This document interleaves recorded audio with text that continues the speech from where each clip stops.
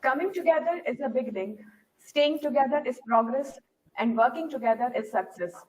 A very good morning. I am Dr. Deepika Sau, and it is my great pleasure to anchor this program. A delightful morning and warm welcome to all the esteemed dignitaries in the inaugural ceremony of Geetanjali Institute of Technical Studies, Industry Academia Advisory Board, and its meet on how to enhance the employability of professional graduates. I present a humble welcome to all the honored members of the GITS Industry Academia Advisory Board. Today, in the meet, we have among us GITS Academia Honorary Director, Geetanjali Group, Ms. Kanika Agrawal Ma'am, Director GITS, Dr. Vikas Mishra Sir, Director MBA, Professor P.K. Jain Sir, GITS Internal Quality Assurance Cell, Director, Professor Subhakar Jindal Sir, Finance Controller GITS, Mr. B.L. Career Development and Corporate Relationship, Mr. Arvind Singh Primawat Sir, and all the heads of the department. From industry, the distinguished advisory members, Mr. Sudhir Agarwal, Director, Government and Education, Microsoft, Professor Karunesh Saxena Sir, Vice Chancellor, Sangam University and ex-Director, FMS Udaipur, Dr. Jagat Shah Sir, Founder and CEO, Global Network Mentor on Road Advisor of International Business, Delegation Leader to Dubai Expo 2020, Mr. Lalil Gupta Sir, Co-Founder and Vice President, ADIS, Professor Sunil Joshi Sir, Professor and Head, ECE, CTAE Udaipur, Mr. Sanjay Sharma Sir, CEO, Skill Council for Mining Sector, ex-HR Head, Hindustan Zinc Limited, Professor Akshay Rathod, Professor, Concordia University, Canada, Mr. Satyendra Gaur, Business Head, Adani AgriFresh Limited and ex-HR Head, Adani Gas, Mr. Rajesh Kumar, CTO, Microsoft India PS, and Mr. Ashish Aaron Sir, Forbes 30U30 Asia, co-founder, Cognitensor and Wills Business. But due to some urgent work, Mr. Satyendra Gaur Sir, Mr. Rajesh Kumar Sir, and Professor Akshay Rathod Sir could not join us, but they have sent their wishes to us, to the team of GITS IAAB. The National Education Policy lays particular emphasis on the development of the creative potential of each individual. It is based on the principle that education must develop cognitive capacities, both the foundational capacities of literacy and numeracy, and higher order, such as critical thinking and problem solving, and also social, ethical, and emotional capacities and dispositions. In regards to technical education, the policy says, technical education programs are critical to India's overall development. There will not only be a greater demand for well-qualified manpower in these sectors, it will also require closer collaborations between industry and higher education institutions to drive innovation and research. India must also take the lead in preparing professionals in cutting-edge areas that are fast gaining prominence, which will be woven into undergraduate education for enhancing the employability of the youth. Moving ahead with this aim, it is determined that strong industry-academia collaboration with a focus on innovative ideas will definitely enhance the employability of the technical students. Such collaborations will help the academicians to find out the need of the industry and help to prepare the students accordingly by enhancing their technical skills and providing a kind of training through a prescribed curriculum that will help them to turn into a technocrats in real sense. GITS believes in holistic development of its student. We are committed to achieve this aim, and hence the constitution of this Industry Academia Advisory Board and this meet on how to enhance the employability of professional graduates is the step towards the completion of this mission. Our institution director, Dr. Vikas Mishra Sir, is a man of distinct vision and a source of illuminating ideas. He is always committed for the growth of the institution. I request Sir to present a welcome address to the board members and share his ideas with us. Over to you, Sir. Thank you, Dr. Deepika. Am I audible? Yes, sir. Thanks a lot. Good morning to one and all. Honorable Director of Geetanjali Group, Kanika Agrawal ma'am, all the esteemed member of GITS Industry Advisory Board members, a very good morning to one and all. It is my great privilege and honor to welcome you all to this opening session or the opening meeting of GITS Industry Academia Advisory Board. And we really feel blessed and honored to have such a rich and a diversified industry academia board members, where we are having industry experts from the range of, we are having from IT sector, from mining sector, from industries, from we are having experts from foreign university, we are having experts from government college. So it is our great pleasure that we are having a hand holding, we are having a mentorship of such a rich committee. And to this, I would like to especially give a special thanks to Sri Agarwal sir for initiating or putting forward this idea. So it was his idea also that we should form such forum. And today is the opening session of this. On behalf of GITS, I welcome you all to this digital forum. Probably IT has provided such a unique opportunity that we are today meeting on this digital platform. A lot has changed after post-COVID environment.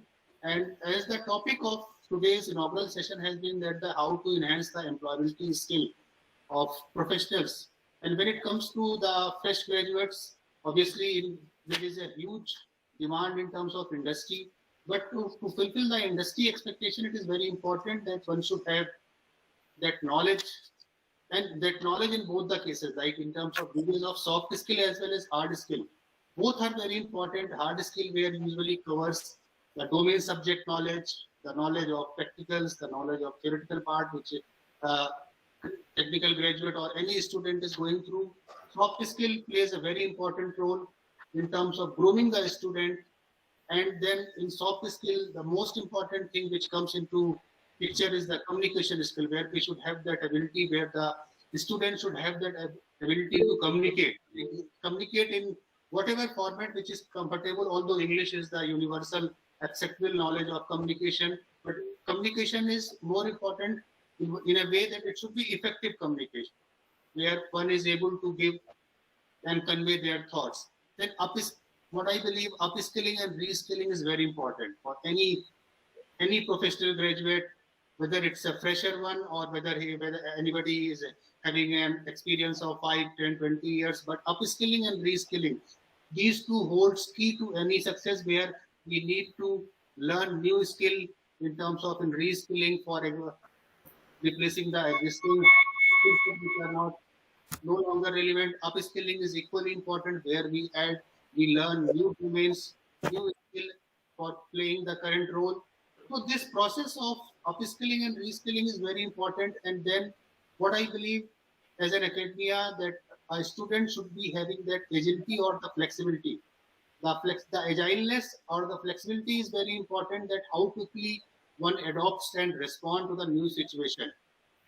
Proactiveness is also very important virtue, which probably industry is looking, because if we are not going to keep pace with the industry requirement, very soon the graduates or any professional will become obsolete. So that proactiveness should be very important, how quickly one can respond. Again, how passionate one is in terms of passion plays a very important role, that how much passionate a graduate is, how much is willingness to ready to accept the challenges. One very important skill which is being seen these days is empathy, which is playing a very important role in any sector, whether it's a government sector or it's a private sector. Empathy plays a very important role in terms of selection, how a student is having that universal human values. Incorporation of human values is playing a very important role. The regulatory body AICT is focusing a lot on the giving that education based on the cultural and the human values is very important. Team player and a team builder. A professional should be team player as well as a team builder. That's very important thing. And with the current situation of COVID, the knowledge of IT is very important. In the last 2 years, the uses of IT infrastructure or the digital infrastructure which we have seen is probably phenomenal. In a normal course, it would have taken at least 5 years to see this type of growth, which the uses of IT has been given to us in last 2 years. So thanks to the digital infrastructure of information technology. So keeping pace with the changing revolution of IT in terms of IT innovations. It is very important to have those IT innovations. I'm not going to take much of the time because the rest of the experts will be talking in length about the various things which industries needed. We are very much sure that the solutions which industry experts are going to give us is going to give a very defining idea what exactly the industry requirement is all about. As a college, any technical college or any professional college looks for industry, that what are the skill set, what is the demand of the industry, in what way we should groom our student. That is very important. So once a college is aware about these type of perspective about the industry, what is going to be the industry demand in coming 5 years, in coming 10 years, that helps us as a college to equip, to groom our student more effectively, to optimize the process of shaping the career of our student. That is very important. Once again, I take this opportunity to welcome and thanks all the esteemed industry members and the academia members for joining us today for this opening session or opening meeting of the Industry Academia Board. Thank you very much. Over to you, Deep. Thank you, sir. Thank you for your illuminating ideas. Our institution's Internal Quality Assurance Cell's Director, Professor Sudhakar Jindal sir, is a constant driving force to assure and implement quality parameters in each and every activity of the institution. He is an active persona, turning idea into reality. I request sir to welcome and address the gathering. Over to you, sir. Thank you, Geetanjali. Am I audible? Yes, sir. Okay. Good morning to all the dignitaries present here. You have spared your very precious time, as it is seen. Many of you are traveling and are attending meetings, but still you have cared for attending this meeting and to advise us on our future course of actions. Particularly when we are talking about the advisory board members, the responsibility and the things we are looking for from the advisory board members is to pave our path so that we can lead our students in the right direction and we can make them a suitable engineering graduate in the future. On this occasion, I would like to greet everybody here on the day of World Engineering Day. Today we are celebrating World Engineering Day, and we all know that engineering has evolved out of the industry. It was only because of the industry that the engineering has taken this shape. The sciences are converted into technologies because of the need of the industry, and that's where the root of engineering lies. So as the same thing is there, our engineering graduates, they will also be you can say good quality engineer only if they get a good grooming at the industrial level, or at least they are exposed to the requirement of the industry and they are trained to take care of the industrial demands. Then only he can be a good engineer. So in that particular aspect, we can say that the advisors of industry and the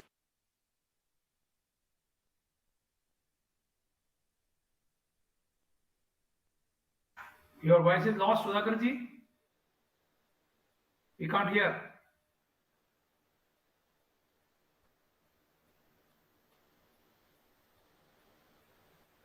No voice. Sorry. Sorry. I think it was muted. So you could not hear me from beginning, na?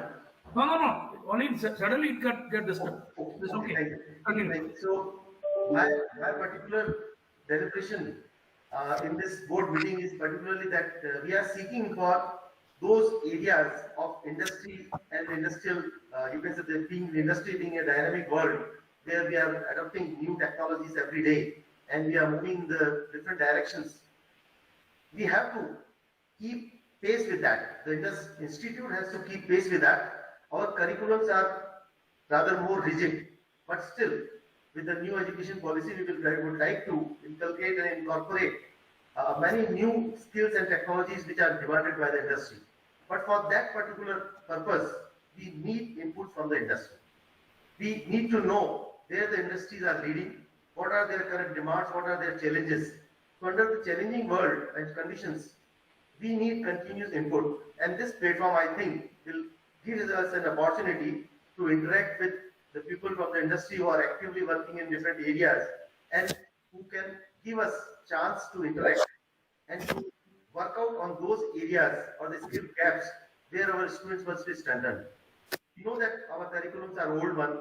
The universities are not taking care of the curriculums in a very dynamic way because of certain restrictions in the curriculum delivery and the comparability with other institutes of the world. But still, as the engineering graduates coming out of our colleges need to work with the industry, they have to be properly trained with the skills required by the industry and not only the curriculum what we have framed here. So as an initiative in the college institute, our institute, we are continuously looking on the quality improvement of our graduates towards the need of the industry. In this endeavor, particularly, we would like to see from the industry a platform where our students can be trained properly, because you all know that delivering the curriculum from the institute cannot make an engineer full graduate unless and until he gets apprenticeship or in training in the industry, where he can realize or he can encounter the real life challenges in the industry. What we teach them are the theories, but if these theories, how these theories are going to be inculcated and have to be used for solving the industrial problem, this can be taught only at the platform in the industry. So we look forward for the industry people to give us an opportunity to train our students in the industry, to train our faculty also, giving them exposure to the industry so that they can inculcate the real life situations with the practical aspects of teaching in the curriculum, so that things can be connected and the students can get a good connect between what they are reading here in the institute and what they will have to practice in the industry. So that will be a big area where we can incorporate our togetherness and we can work with them. Another thing we would like to see from industry, I just propose that the industry should be open with their chronicle problems. As we have seen in the SIH, the Smart India Hackathon, Government of India's initiative, where they have asked for the problem from different sectors of the industry and launched these problems to the academic institutions and innovation cells to solve these problems with the innovative ideas. Same thing we need from the industries nearby and many other areas where we can have an access over the analysis of the problem. Many industries, I can say that with my experience, I can say that all the industries are facing a lot of problems which they are just ignoring, considering them to be the inadvertent.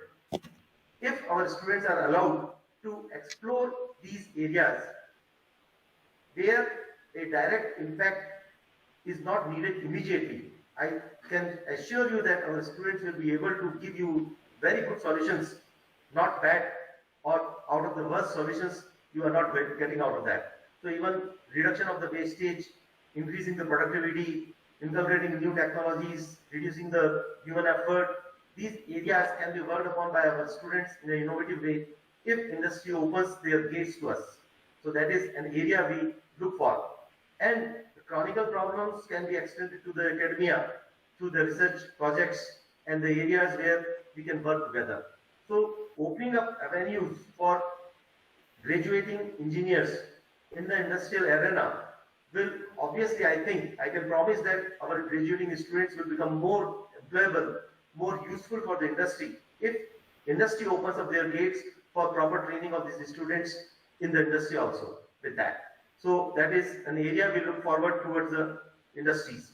Regarding the academia, we have been looking forward for advices from good institutions and good people who are connected with the academia for giving us advices on inculcating new practices and the best practices. It is our, you can say, our privilege to be associated with a good institution as Mentor Institute, the College of Technology and Engineering, and we have, which is represented here by Dr. Sunil Joshi, who has been associated with new practices, adopting new technologies and new practices in the teaching learning processes there. The advices of Dr. Joshi, Dr. Saxena will be very fruitful for us. We can take their advices, we can inculcate new practices which will be beneficial for the students. So this platform, I think, is a very important platform for developing our institute and for making our graduating students as a 360-degree complete engineer who can serve on all fronts, not only in the technology front, but the human aspects as well. They will be able to see the real challenges of the industrial world and they can prepare themselves beforehand. So I hope that this kind of advisory board will be there always to help us in taking out our students towards the right path to make them full engineers, comprehensively complete and satisfactorily doing for the betterment of industry and the society as well. I once again thank all of you for sparing your important time for deliberating with us and for giving us advices on these areas. Thank you. Thank you, sir. Thank you so much. The whole purpose of getting an employable education is to turn learning into earning, current situation into a better situation, and talent into a meaningful life. To complete this, I request Professor P.K. Jain, sir, Director MBA, to address the gathering. Over to you, sir.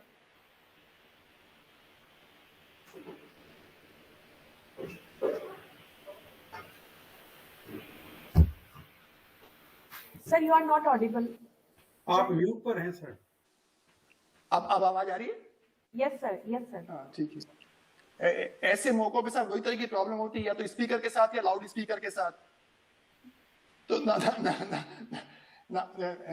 my dear gentlemen, the topic which has been assigned to me, that is the employability of the young generation. Actually, what happens, there is a dichotomy in the Indian diaspora that while catching a particular phrase, we have become so much quick that we do not want to lose any opportunity. This particular phrase is that the Indian generation is not employable.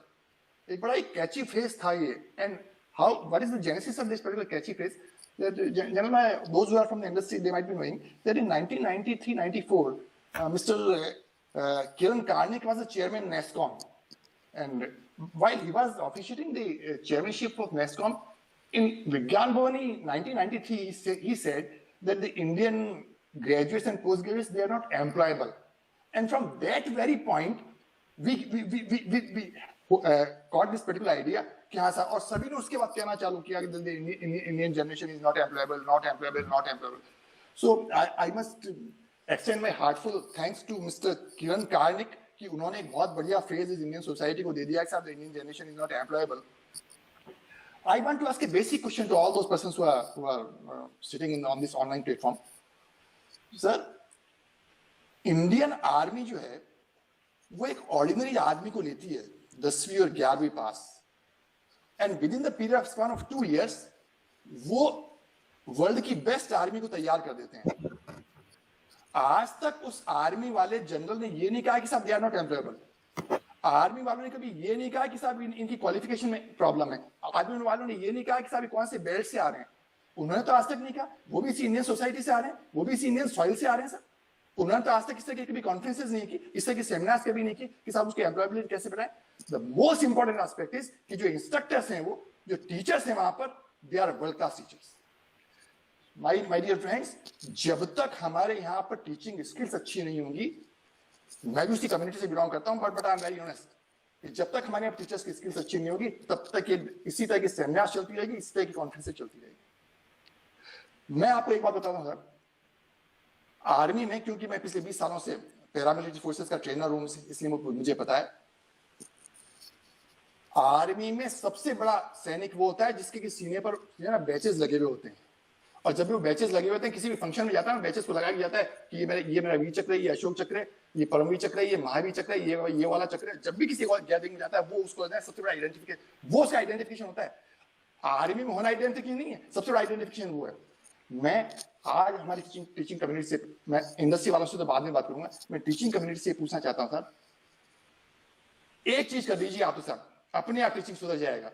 और वो मैं बता रहा हूं, जिस तरह से army वालों के सीने पे जो बैचेस लगे होते हैं ना, हमारे टीचर्स के लिए कर दीजिए कि भैया हर 1 साल में आपका फीडबैक होगा, और फीडबैक का जो भी होगा उस हिसाब से उसको बैचेस दे दीजिए. अगर फीडबैक बेकार है तो कह दीजिए कि भाई एफ कैटेगरी वाला टीचर है, उसका एफ का लोगो लगा दीजिए उसके सीने पर, लगा दीजिए उसके सीने पर।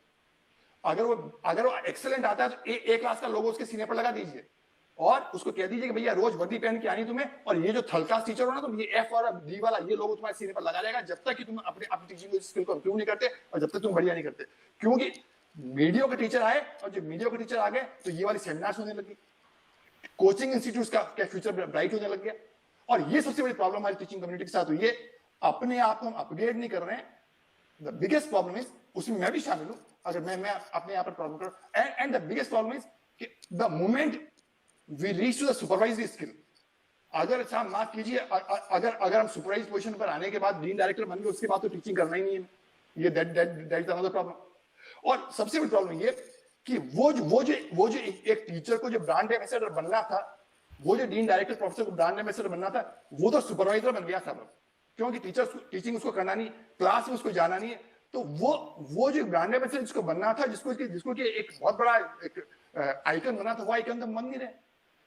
तो many times I used to tell कि जब तक एकेडमिक लीडरशिप हमारी वाइब्रेंट नहीं होगी, that will be problem. Another aspect is कि व्हाट आई से कि जिस तरह से सर यूजीसी और आईसी से आरके जो स्पॉन्सर प्रोजेक्ट्स होते हैं, why the industry can not come up and they can start the industry sponsor project to the faculty and to the students also. और जब तक वो इंडस्ट्री स्पॉन्सर प्रोजेक्ट्स नहीं होंगे सर, ये प्रॉब्लम हमारे यहाँ बनती रहेगी।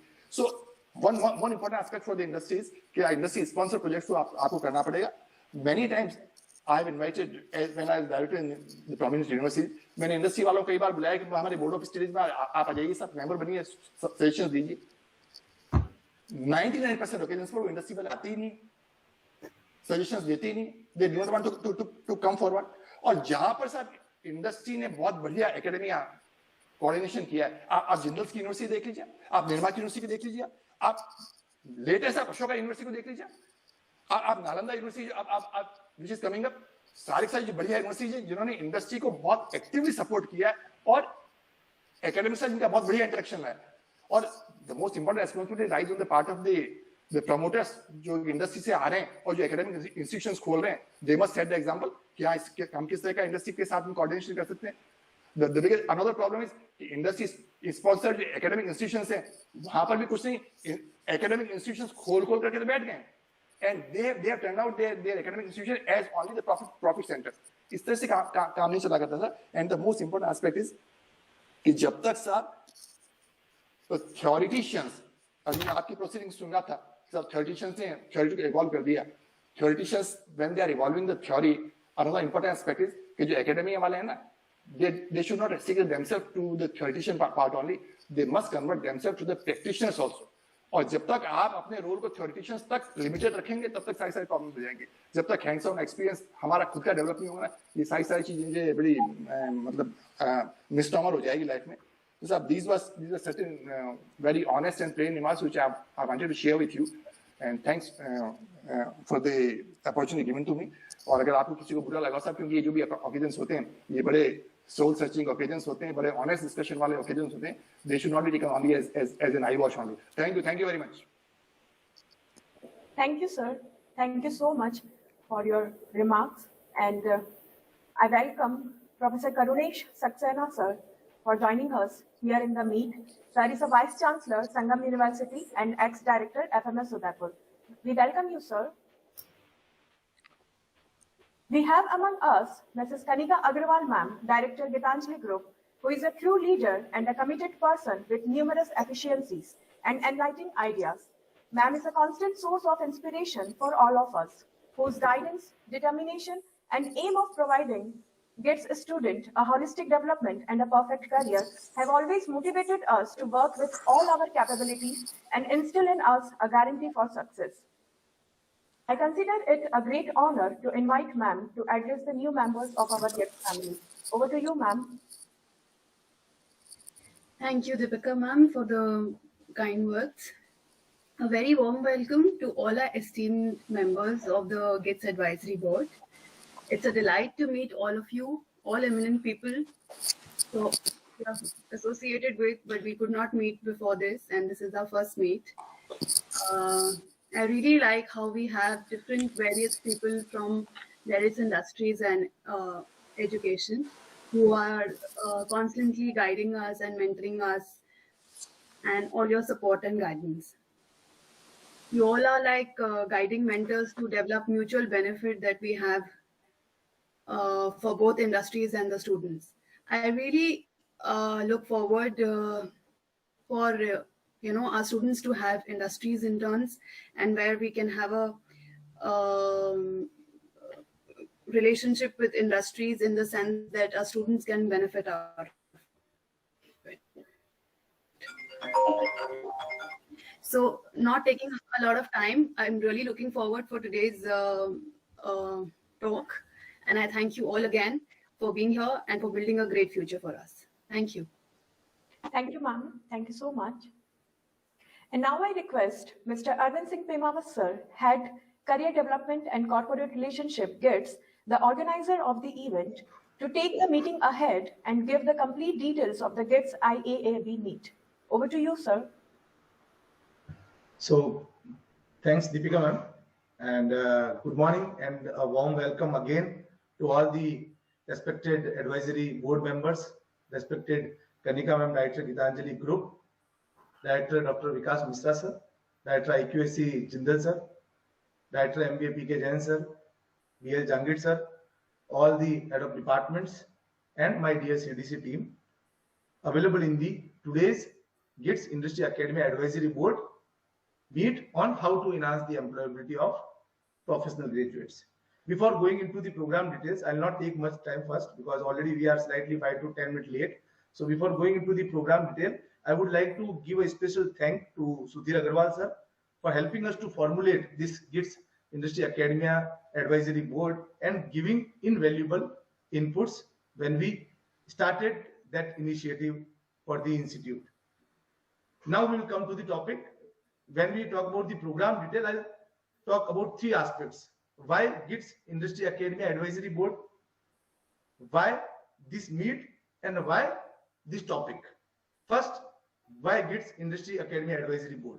Because when we talk about all the successful organizations or the topmost universities of our country or anywhere in the world, we always have the better teachers in the institute, and that is because of the internal assets. We are at the top of the world, right?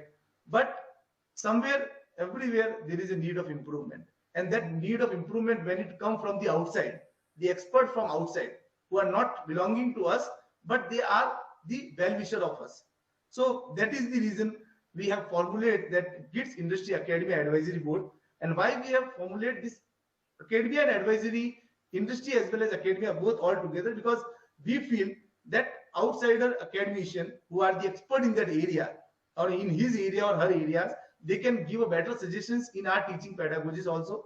And the industry expert who are at the top of their professional level, they can also help us to give us better knowledge that how we can do the improvement and what are the improvement needed, because everywhere there is a need of improvement. If we are at a top or if we are at a middle or anywhere at the professional stage. So that is the major reason we have formulated this. Why this meet? Because we established this GITS Industry Academy Advisory Board before a year back. So it was a long awaited meeting all together pending, and we want to meet you all delegates or the esteemed advisory member in person. So this was the best suitable way it came into our mind, and we thought because 2 or 3 delegates are out of the country also, so it was not very easy for us to arrange this whole event physically. So we have started that inaugural Industry Academy Advisory Board meet virtually, but in future we are sure about it that we all will meet you in person, because your suggestions, your input will definitely giving you a edge in our institute and for the development of the institute. Now the third point, that why this topic, right? And I'll just say to all you guys, because the topic is suggested from our top management, Kanika ma'am, because that is the need of an hour. And we know that unemployment and employability is one of the biggest issue in the country. If you talk about the unemployment rate in the country, nowadays, if you latest figure, if you will talk about 8.1% in country who are going for the job and who want the job are unemployable. If we talk about our state status in that Rajasthan is topper among all the states in India in the unemployment. 32.3% are the unemployment rate of Rajasthan. If you talk about a neighboring state, if you talk about Gujarat and MP, that is 2.7 and 2.5%. So that is the biggest question. Why this unemployment? Because I'm in the training and placement field from almost near about 15 years. And we have set up the institute training and placement department, and we have converted the training and placement cell to a career development center, because our main focus area not only to give a job, not only to give a training, but give every student a overall career development, because that is the main area. And what we have started before 4 years back with the name of Career Development Center, recently the Vellore Institute, which is one of the premium institute of the country, they have also changed the name of their training and placement department into a career development center recently. So that age we have got before 4 years back. So that is the topic. And if you talk about the professional graduate courses employability rate, it is definitely good. In India, for engineering graduates, the employability rate is highest, that is 55.15%. And the second highest is for the MBA. So almost all professional graduates are having good employability rate, but still it is 50%. Still 50% professional graduates are also not employed properly. So why it is like so? So that is the forum of discussion today, and this will be held as a focused group discussions. Why we have called it as a focused group discussion? Because you are the expert in your areas. You know what can be the better suggestions, and you know the industries, you know the environment outside. And your suggestion definitely it is going to give a great impact for the employability enhancement at our institute level. We are definitely doing many initiatives for the career development of the students, but still we are feeling that there can be the improvement needed, and improvement is always welcome. So that is the focus group approach and our vision. And my PhD topic is also this: a study of skill sets and employability of professional graduate. So we have that much focused about the employability of any student who are going for any kind of degree. So with this, I again welcome you all, and now I'll going to initiate the forum with you all advisory members, and I'll request Deepika ma'am to take the session ahead with this focused group discussions, and that is the vision what we have. So with this, thanks a lot. Thank you very much. Thank you, sir. Thank you so much for just briefing the outline of the meet and the program. And now we are starting with the initial remarks by all the GITS IAAB esteemed members. And first, I invite Mr. Sudhir Agrawal, sir, who is named as IT Industry Leader in 2010 by e-Government CSD-MS. Sir is working with Deloitte India to develop, grow, manage some of the large and strategic engagement with government and PSUs.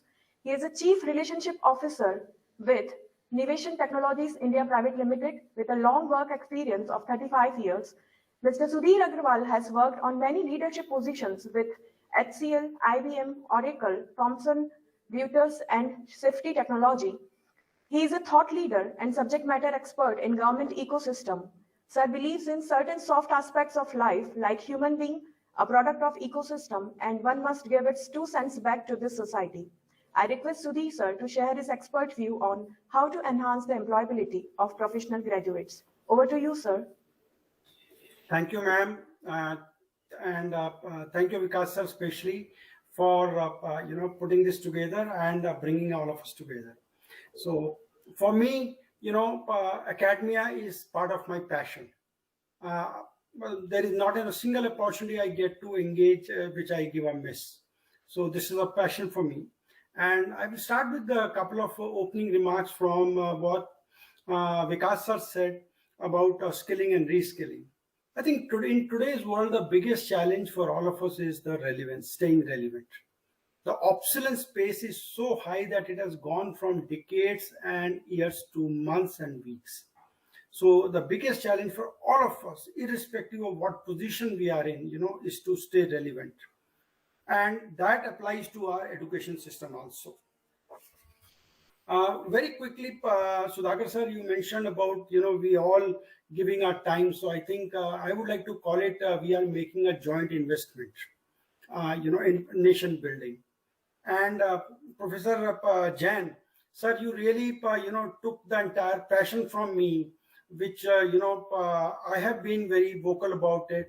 And you said that without mincing words. So I only have one small suggestion towards that I think it is time that academia now, if they embrace and they onboard formally people like us from industry as a part of, academia system. That means, we have to onboard people from industry for teaching and, for students learning. So coming to the topic, and this is my favorite. I have been advocating this for a while, that at least country needs minimum 100,000 industry people to be the part of education system, whether they are in the content building, whether they are in, counseling, mentoring, delivering sessions, whatever it is. Then, one of the challenges will also, we will overcome about the industry association, industry projects. Because when you will onboard industry people into the system, automatically you will find the industry people will bring the industry projects for the students. And to me, if single most factor or two key factors, if we have to, we need to transform our education system. One is focus on soft skills. I think so much of rectification, we focus on. And to me, if we start focusing on soft skills as a formal subject, I was lucky to get a copyright on this in 2020 when I was doing various training programs. But I'm very passionate about soft skill leads to wisdom. And second is, we have to change the focus from teaching to learning. And we all have to accept, including the academia, that it is time that when we focus on more on learning, how do even the academia, the supply side has to enable the ecosystem, that how do we change the focus from teaching to learning. Sir, to me personally, I believe education and healthcare are two systems in the country. If we do a good job for next 2 decades on these two subjects, trust me, after 2 decades, we will have a very different country. We will have a different modern India. For simple reason, because one healthcare challenge in the family, takes away your 2-3 generation, puts you in debt. And on education, if people are educated with a very heavy heart, I say that, people who are even earning 5,000, 10,000 rupees a month, they don't have time for anti-social activities in the society. So if we, educate our people and we give them good healthcare, I think that will help us transform our country into a new India. And then employment, automatically, because if we improve the education system with focus on employability, then, automatically it will change the entire thought process of the entire society, we as a whole. And it's time that, it won't, well, we all of us know the problem. We all know this problem. We can talk for 7 days and we will keep talking about problems. I think it's time to act. And it is not that the incremental will work. Now I think is a time to be disruptive. Now is a time to, look at the overhauling of the education system. Now is the time to come out of our comfort zones and acknowledge this as a challenge. All of us, including industry, because I think industry is also doing a lot of lip service to the education system. We have to change that also. From academia perspective, sir, I have a small perspective. I think so. Education has been like, been a supply side system. We say like, ले लो जो हमारे पास है, हम यही आपको दे सकते हैं. I think now we have to shift the education system from supply side to demand side led. That what our industry needs, what our students need. And to me, 2 things. One is COVID, and second is the technology, evolution. These 2 have caused us those opportunities, which this is the right time we can leverage, and we can build on that. My only limited point here is, sir, if we have to shift the focus on employability, we have to change the mindsets. I don't know in our that we get with the startups. At least I'm happy with the this board that we have young youngsters like Ashish Aran. I remember when he was talking to the students, he was the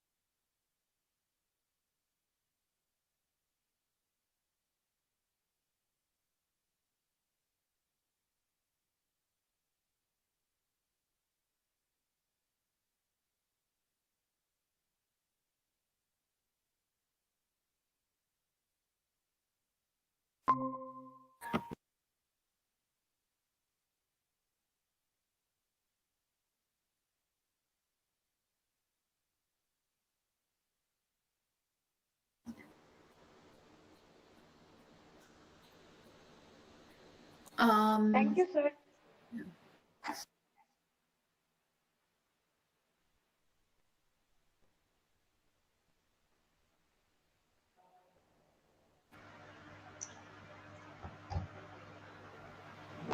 Sudhi sir?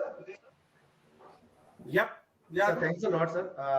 We have just got disconnected for 30 seconds because network gone and again came back. So we just missed out. But sir, as always, your suggestions and inputs are remarkable, sir. And you always inspire us. You are a passionate leader, sir. Help us to develop in any field, whether it is in the professional as well as in the personal. So definitely soft skill is one of the important issues that you have told, and many more like us. So with this, definitely we are going to adopt whatever suggestion is being given by you. And with this, now I will request Deepika ma'am to go ahead with the next speaker. Yeah, thank you. Okay. Thank you, sir. Thank you so much, Sudhi sir.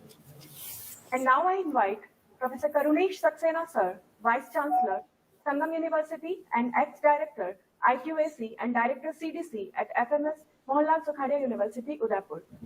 Sir is a behavioral scientist with a special reference to leadership, emotional intelligence, team building, conflict management and soft skills, production and operation management, quantitative techniques and research methodology.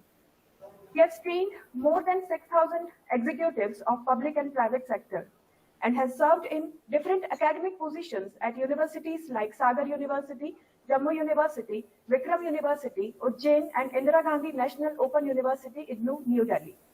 He is elected as Chairperson of Business Studies by Indian Council for Cultural Relations, ICCR, Ministry of External Affairs, Government of India, New Delhi, and has developed Quality Assurance Toolkit for Distance Education under the consultancy project awarded by Commonwealth of Learning, CEMCA, and life member of Indian Society for Training and Development, New Delhi, empaneled as a trainer with National Productivity Council, New Delhi and Jaipur.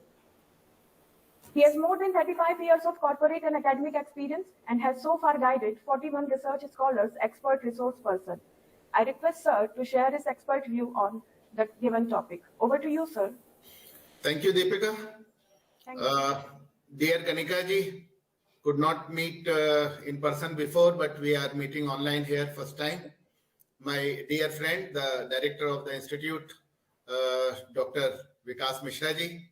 Another dear friend, Dr. Sudhakar Jindal ji. My dear student, Arvind, who is a worthy student doing PhD on a very relevant topic under my supervision. Dear friend from industry, Sanjay Sharma ji, CEO, Skill Council for Mining Sector. Other respected members of the advisory board. In the 5 minutes allotted to me, I want to raise 5 pertinent questions and will try to have my discussion around those 5 questions. And probably these 5 questions may give way for further discussion by the remaining speakers also. Based on my experience of working in both industry and corporate, and also my vast experience of training more than 6,000 executives of public and private sector, I wish to very humbly put forward these 5 questions before this August gathering here. First question is that whether industry know what they want. The reason is very simple, that some of them have been on this side of the fence few years ago. Some of them have gone to that side a long time ago and have lost connect with the academics. In my interactions with the executives of both public and private sector, I found that many of them are disconnected with the prevalent realities in the academic disciplines. And more importantly, whatever little I know about industry, because lately my interaction with them has been dwindling. Like GITS has established this Industry Institute Advisory Board, whether any such similar mechanism exists in any of the industrial organization to make efforts to connect with the industry. So that is number 1. Second question that I want to raise is that whether institute wants to know what industry wants. My first question was that whether industry know what do they want, and now second is whether institutes and universities want to know what industry wants. Because previous speakers have talked about lip service being given to this. Whether the academicians and institutions are really serious about knowing that what is the need that the industrial organizations have from their professional graduates. Third is that whether institutions and universities are prepared to change. That is very important. Even if you know what industry wants, but then are you prepared to change? Are you having that kind of mechanism to fulfill the needs of industry? Now that this new education policy 2020 has come, and here the focus is on both the theoretical knowledge as well as the skills. And in our country, the National Skill Qualifications Framework were framed way back in 2016 and so. And another of the faculty in GITS, Dr. Manoj Kumawat, who has done PhD under my supervision, it was on basically applicability of NSQF in management education only. So, and recently UGC has drafted this NHEQF, National Higher Education Qualification Framework, which is going to be launched from 10th March in this country. And NHEQF aligns with NSQF. And fortunately, I was a member of the UGC committee for formulating this NHEQF, which will actually be driving the entire NEP 2020 in the country. So in that process, we tried to bridge this gap between institute and industry. And we found out that how can the industrial organizations contribute significantly to academics, and how academic institutions can prepare themselves to meet the ever-increasing demands of industry. So because this resistance to change is very serious issue which needs to be resolved. So these were the three questions. First one was whether the industry knows what they want. Second was that whether the institutions and university want to know what industry want. And third is that are they prepared to change? Are they prepared to put in system a particular mechanism to bridge this gap and go ahead? My fourth question is that whether the students themselves are ready to go the way. Because ultimately we are talking about them. So from within, are they motivated? Are they self-motivated? Because my understanding is that very few of them want blue-collar jobs. Most of them want white-collar jobs only because they don't want to get their hands dirty. I remember that only a few months ago, our Sangam University joined hands with Skill Council of Mining Sector with Sanjay Sharma sir. And we entered into an agreement. And that is where we want to give students hands-on training. So 3-year program, 2 years we will be giving them theoretical knowledge here in the university. 5th and 6th semester the Skill Council will take up and they will be assigned to stipendary apprenticeship training. And then after these 2 semesters, then they will be assessed by the Skill Council only. So whether this kind of joint collaborative mechanism can work, and this could be probably the key to unlocking this particular mystery. My 5th and final question is that whether industries are prepared to invest in this endeavor. Assuming that everything else goes on well, but then isn't it also in the interest of the industrial organizations to invest in this endeavor because they are going to derive some invaluable human resources from the industrial organizations. So let it be a joint stakeholder exercise, let it be a collaborative exercise, and I'm sure that the subsequent speakers will throw more light on these questions, and I'll come back to you in the next round again. Thank you very much, organizers, for giving me this time. I tried to throw open some of the relevant questions for further discussion. Thank you. Thank you, sir. As always, sir, you are a great teacher, sir. My inspirational guru, and as everybody knew that you are the PhD guide of mine, and on the same topic, sir, because you know where the interest of Arvind lies. What Arvind has the skill and expertise, and because of that reason, you have given me the same topic on which we are talking about. And you always give a valuable suggestions. And when I started PhD, I only asked for you that if I'll get the guide Saxena sir, then I'll do the PhD. Or that is the reason, sir. We are honored, sir, that you became the part of our advisory board, and your suggestions are always helping us, and definitely it will help to the institute for the better prospects, sir. So with this, thank you, thanks a lot, thank you very much. Thank you. Thank you all. Over to Deepika ma'am. Thank you, sir. Thank you, Saxena sir, for your expert suggestions. And now I invite Mr. Lalit Gupta sir, co-founder and vice president at his co-founder Arrowhead Startups Mentor Leadership Coach and Faculty. Sir is a corporate leader and a startups mentor. He is a co-founder of Addus, an education platform that is architected to transform and redefine the global education system. He is a co-founder of Arrowhead, and having the work experience of 30 years of extensive business leadership across countries in Asia, Pacific, and Japan. He has led a number of large-scale technology-led business transformation. He has also delivered keynote addresses on new technology innovations around big businesses, data analytics, social cloud, and mobility. Sir was CMO at iCliff Leadership and Governance Center, and is also a leadership coach and faculty for leadership development programs. Sir has spoken at numerous regional and global conferences on leadership. He focuses on how leadership and management practices need to change in today's fast-changing world of digitization, connectivity, and disruption.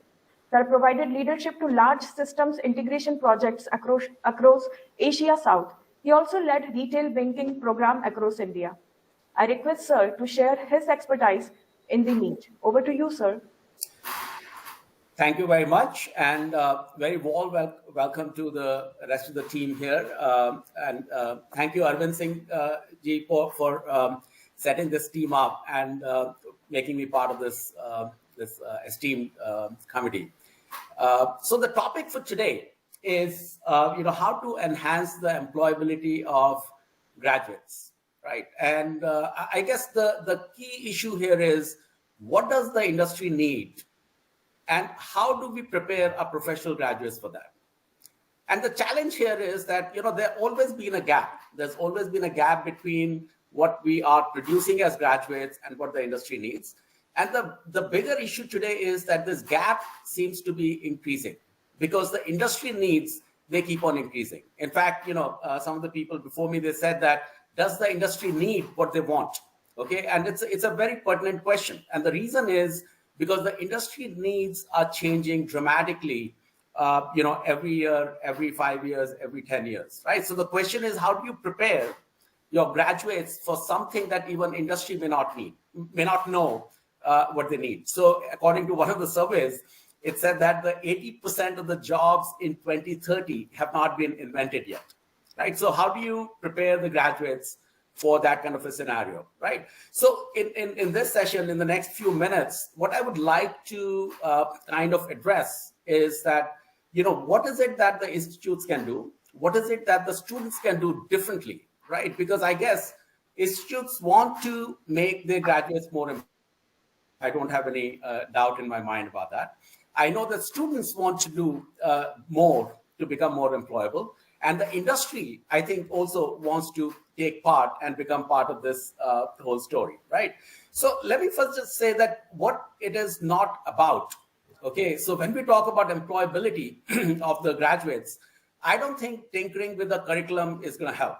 I don't think tinkering with the policy is going to help.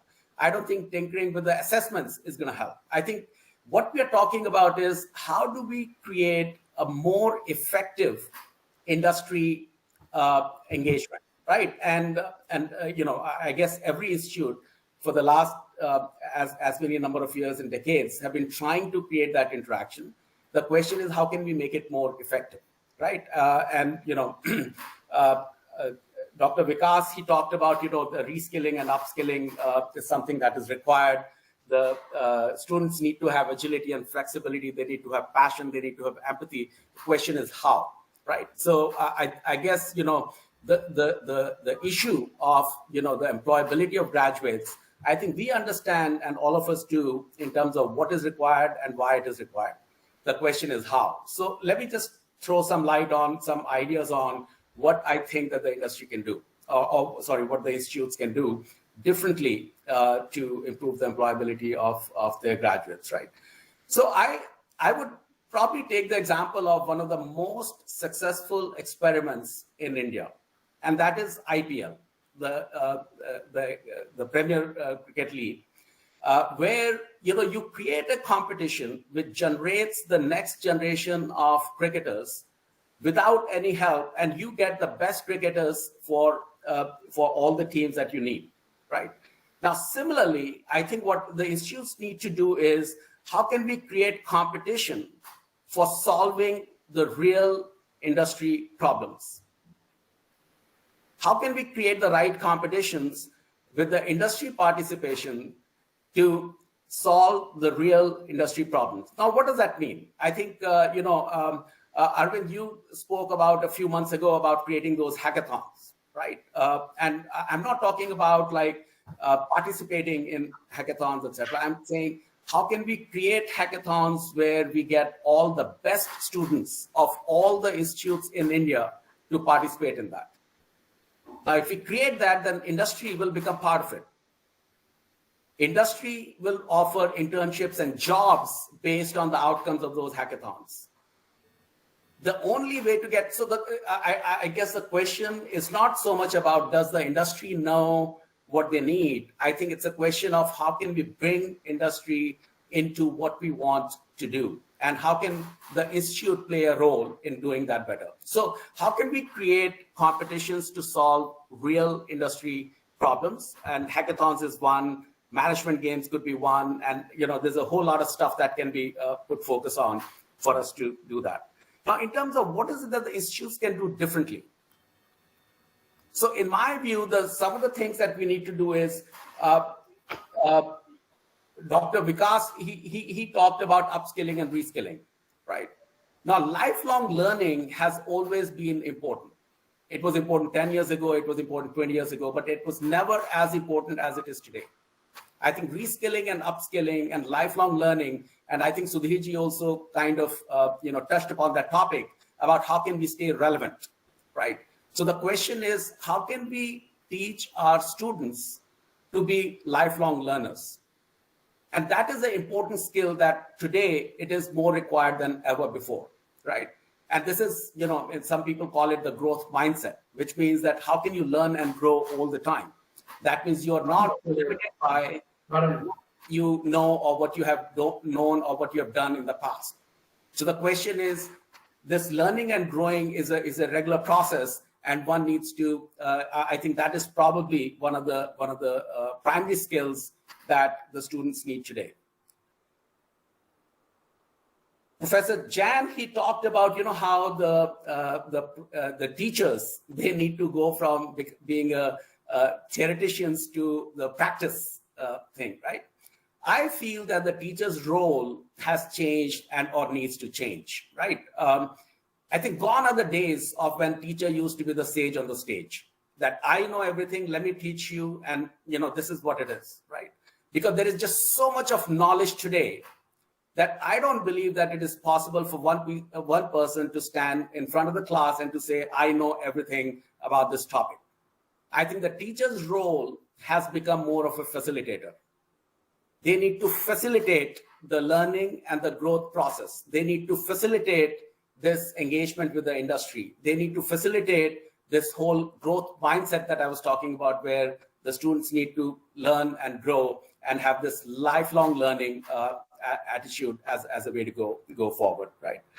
The other thing is that I think, institutes have tried in the past to have sessions with the industry leaders, right?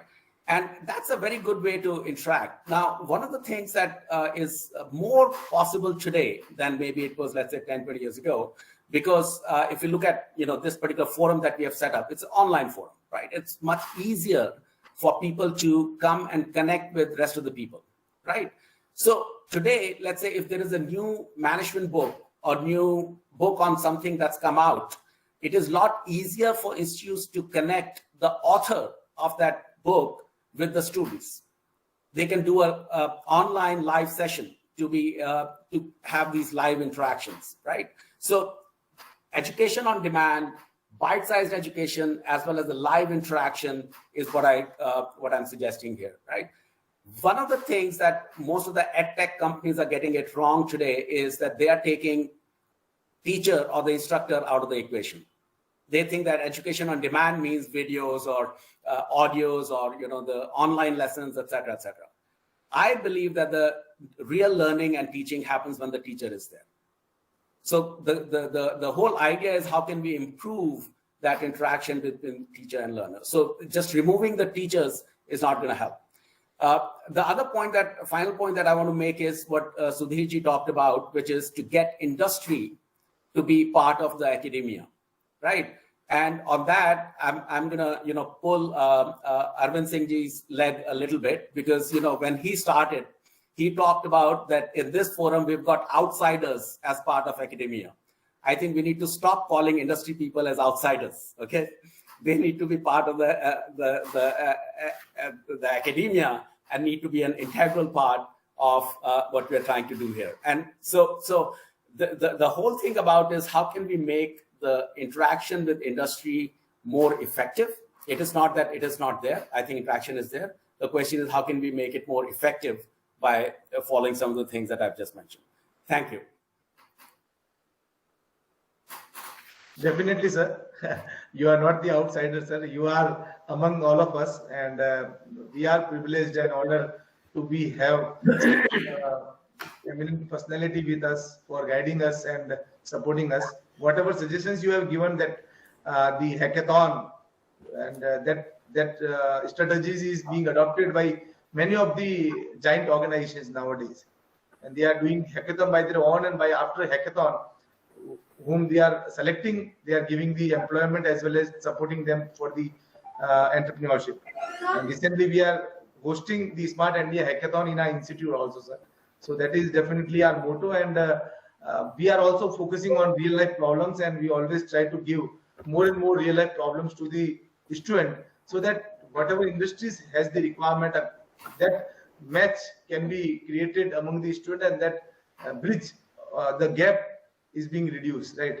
So definitely, and lifelong learning, that is definitely going to be a focus areas for all of us. And one more new initiative which we have recently started, I just want to tell you all the Academy Advisory Board members, and that suggestion is came from one of our alumni only, and we have liked it very much, and we have started that initiative in the institute with the name of alumni mentors. We have the faculty mentor in the institute, but alumni are the real brand ambassador, and when they will tell to the student that we have faced this kind of situation when we were the student, now we are at that edge, and now we are working in that organization, and we have learned many things. If you will start working from first year onwards, you will definitely achieve whatever we have achieved in the less time period. So that initiative is being started in the institute, and it has been appreciated by all the students, and they are supporting our 5 to 10 students for a whole curriculum till the courses. So thanks a lot, sir. Thank you for your valuable suggestions as always. And from the day one, you are very supporting when you become a part of the advisory board, sir. So thank you very much, sir. Over to Deepika Sahu, ma'am. Thank you, sir. Thank you so much for your expert suggestions. And now I invite Professor Sunil Joshi, sir, who is positioned as Professor and Head, Department of Electronics and Communication Engineering, Maharana Pratap University of Agriculture and Technology, Udaipur, India.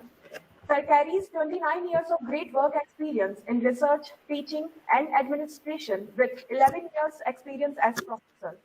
Presently, he is principal investigator of research and development project on massive MIMO AAS design and development, sponsored by RPS AICTE. Sir is the chairman, Digital Technology Cell, responsible for the development of innovative research in digital technologies for sustainable growth of agriculture. He is also a chairperson, Integrated University Management System of the University, MPUAAP, Udaipur, India, and worked as Chief Investigator of Research and Development Project on development of low complexity near optimal detector and its ASIC implementation for wireless MIMO applications, sponsored by DITE, Ministry of Communication and Information Technology, Government of India. Undertaken applied research as Chief Investigator of Research Group for Research and Development Project on channel cluster optimization of wireless broadband system using MIMO and multiple antenna techniques, sponsored by DITE and multiple MCIT, Government of India. The technology developed under the project was demonstrated in India Telecom 2012. He has delivered more than 25 invited talks, keynote presentation at international forums, including India, Germany, United Kingdom, Singapore, etc. And fellow member of various professional bodies, Chairman, Institute of Communication Engineering and Information Technology, Chapter. I invite Sir to do the honor and give his expert suggestion on the given topic. Over to you, sir. Thank you, madam. Thank you, Deepika, madam. Am I audible to all? Yes, sir. Okay, thank you. So it's a great opportunity to have knowledgeable deliverables by Professor Sudhir Agarwal Sahab. I can see Lalit ji and Sanjay Sharma Sahab, Professor Mishra, Professor Jindal, Arvind ji, the key person behind this whole exercise, and Madam Kanika is also there. Professor Saxena Sahab, the eminent academician of, I would say, Udaipur originally. So I would like to share very small things as a teacher, as a scientist, I would say. Although I have been associated with National Skill Qualification Framework from day one in AICT, till date, and I have seen the its success and unsuccessful story also. I know the status of BWalk, what is happening right now. So number of reasons that can be discussed and some other platforms. But as a teacher or as a part of academic institutions, it is really heartbreaking for me, for a teacher, when I hear that my students are not employable. So obviously I have to think very seriously about what are the reasons and what are the remedial measures that we must take. So for the last so many years, a number of surveys have revealed that 60% or more students which are passing out of engineering colleges are not employable. I wouldn't say they are employable as far as their qualifications are concerned. They may not be ready for the industries, specific industries for which we are looking for. So I won't suggest to use that the word that they are not employable. They are of course employable, but there is a gap of mapping. Whatever qualification packs we are imparting to the students, and what are the job roles and occupational standards of the industries, there is a gap between. The mapping is required, and that is what NSDC has undertaken a few years back.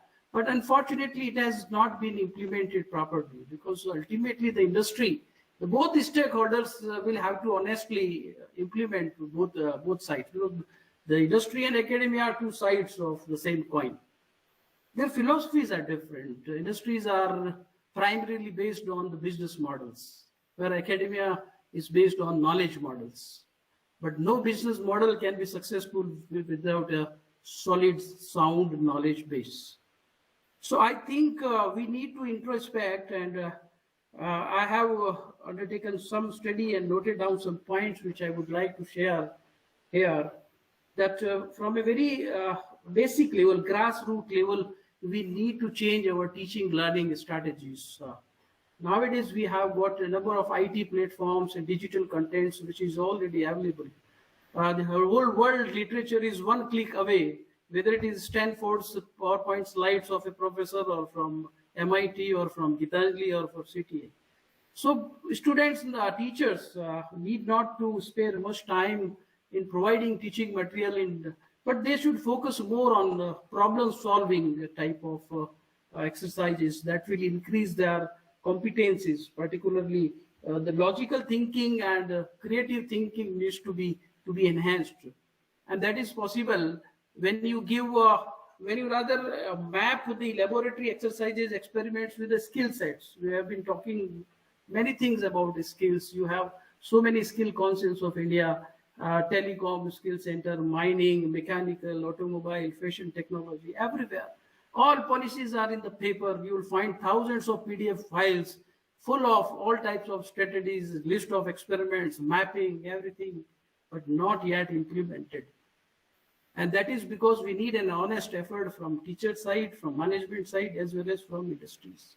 It is a bitter truth in India that industries don't have time for the educational institutes. You compare the US education system, higher education system, you will find a cluster of universities having one resource center by either Intel or Microsoft or Google, where they spend millions of dollars for the students. They don't expect any business out of that. So I think we have a lot of expectations from the industries. But why industry should come to you? This is a big question. Why they will come to you? Until unless we will work honestly, we will solve their problems. But before solving the problems, we have to identify their problems. So there is a bilateral communication which is essential. There a bridge is required. I won't say it is a gap. We both are sitting in two different planes, I would say. There is a planetary gap. We are working in entirely different dimensions. It is not a question of gap that we have some forbidden gap. No, no, no.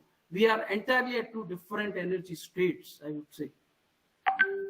There is no comparison of what industries are doing.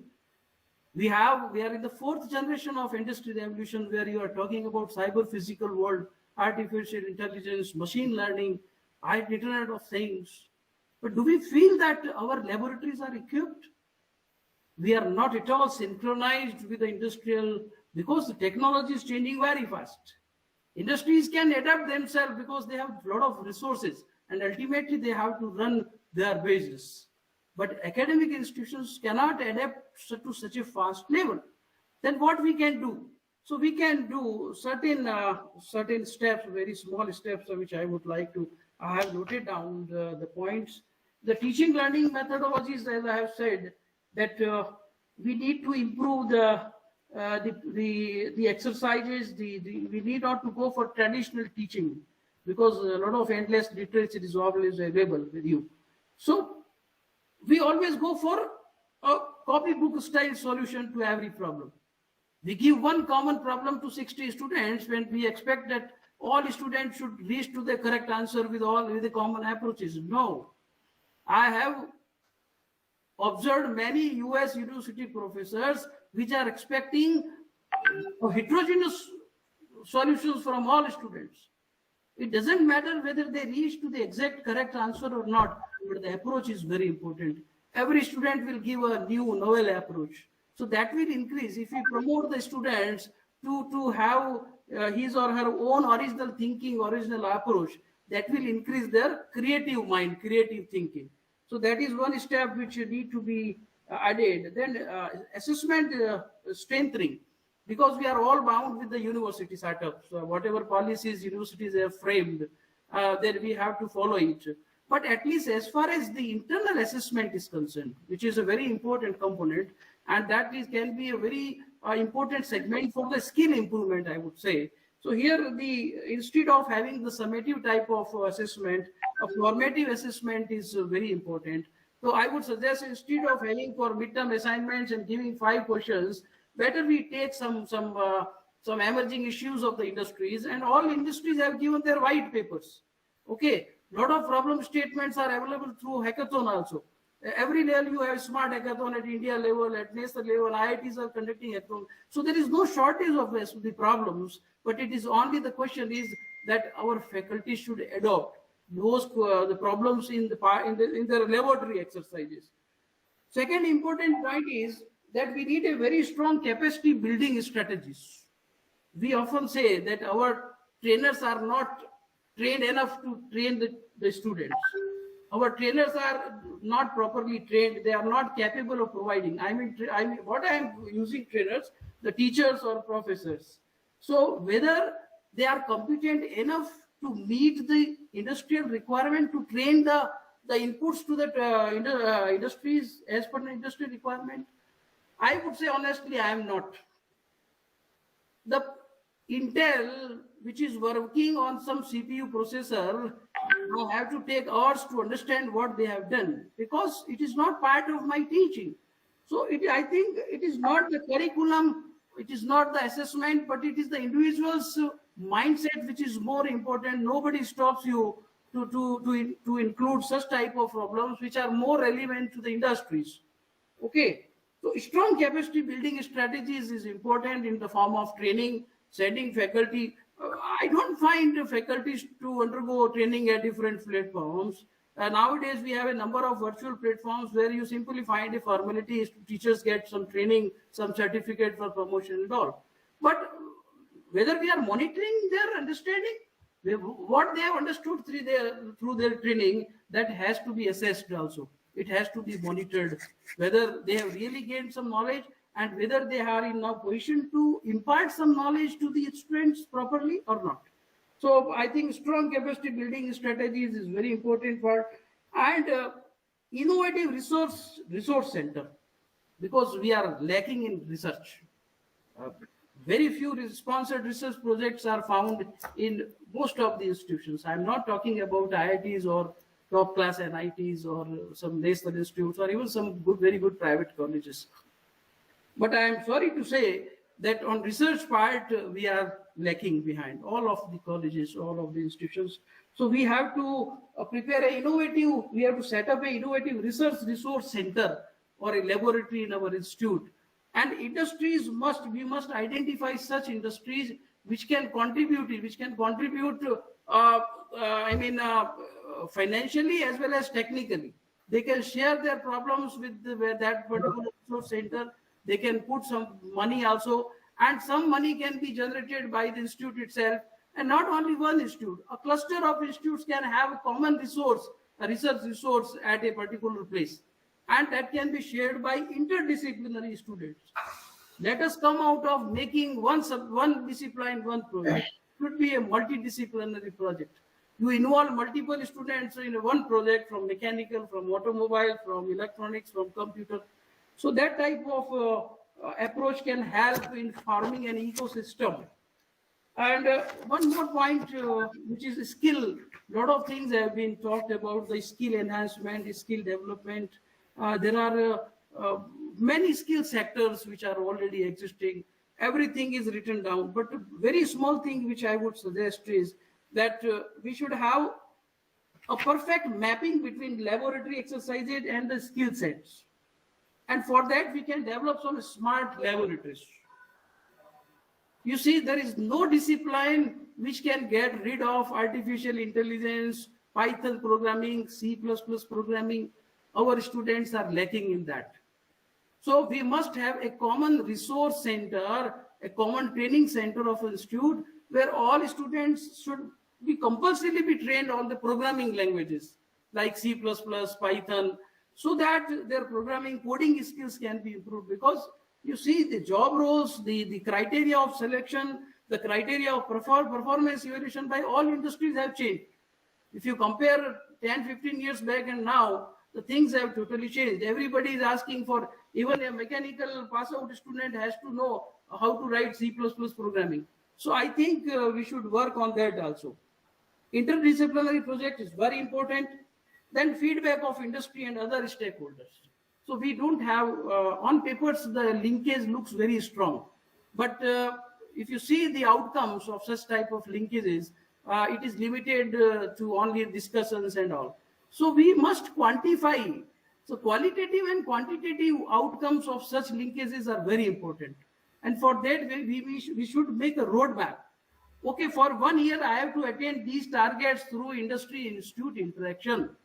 Whether we have gathered the problem statements, what are the problems faced by the industries in next 2 to 3 years, whether we are competent to solve those problems or not. If we are not, then what should we do?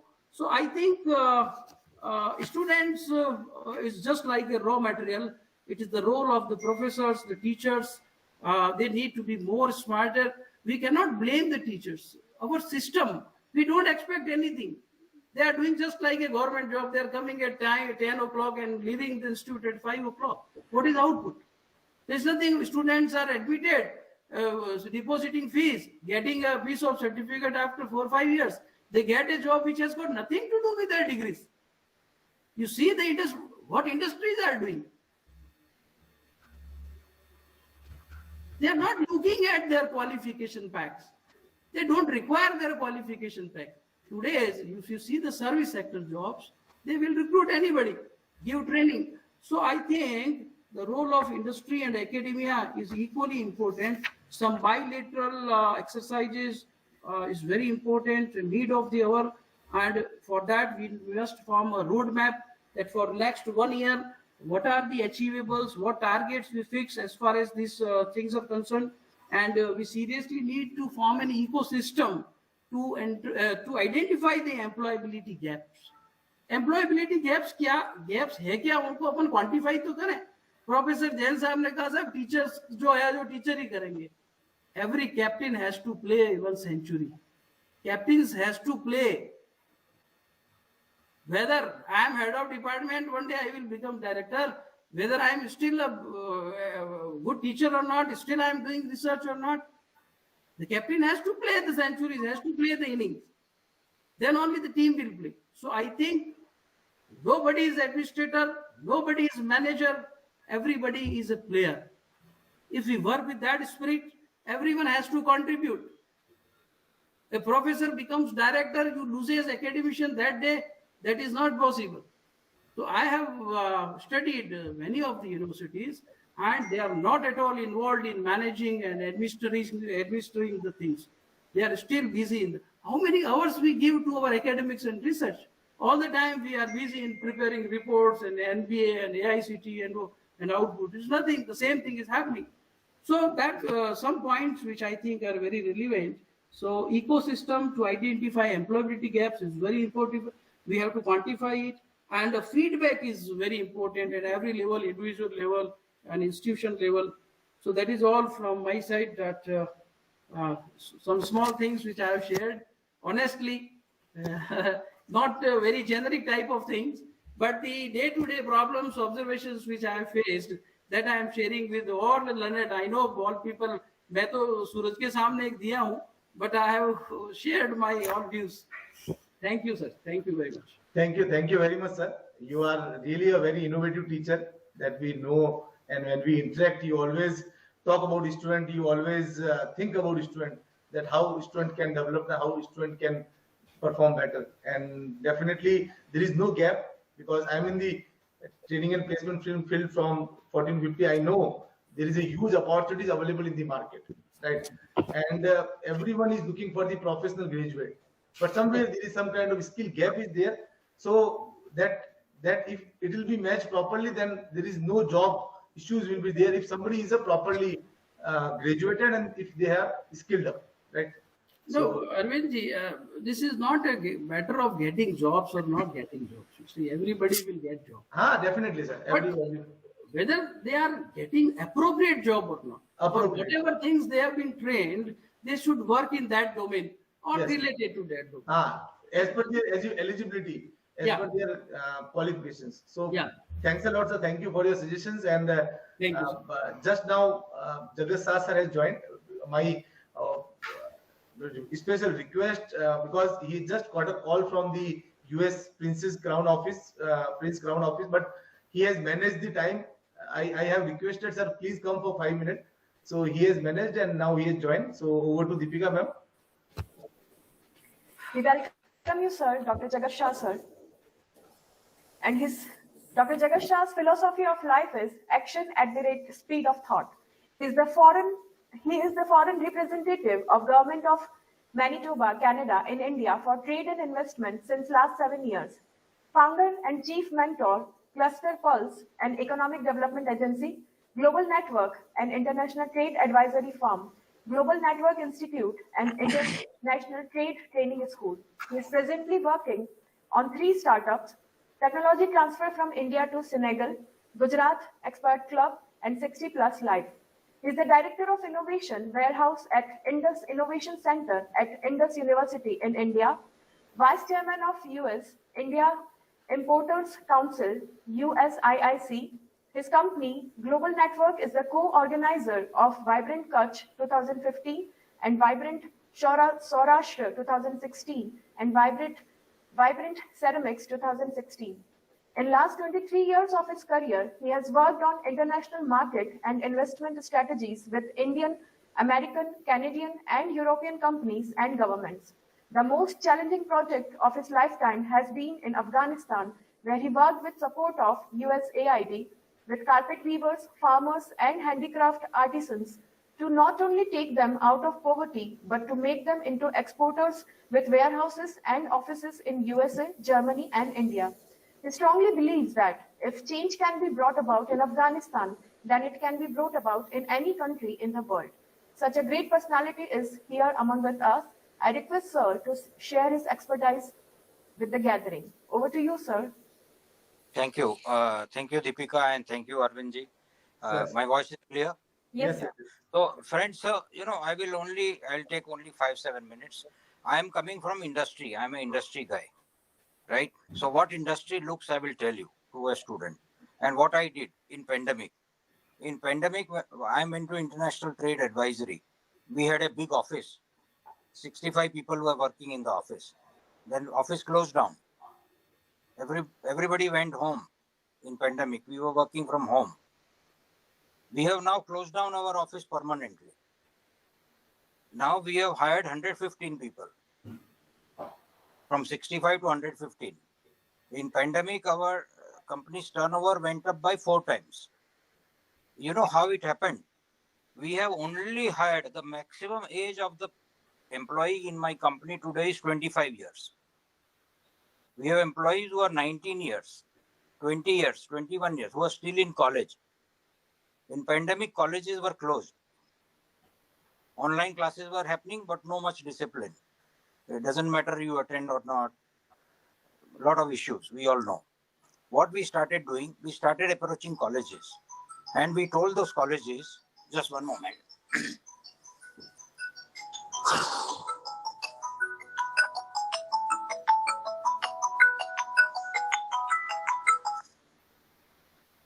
Sorry. So we just told that colleges that, look, your kids are at home. Why don't you send us some CVs? We want to see if they can do some work for us. They sent a CV. We interviewed them online. They are from all over India today, my people. I have 3 people from Ahmedabad today. I live in Ahmedabad. I'm based in Ahmedabad. Doesn't matter. I am also working from home. All my people are working from home. We interviewed them. We only looked at one thing. The philosophy we have built, and this is what, Arvind, we need to bring in our college. Our philosophy is hire for attitude, train for skills, empower with authority, and build reporting system.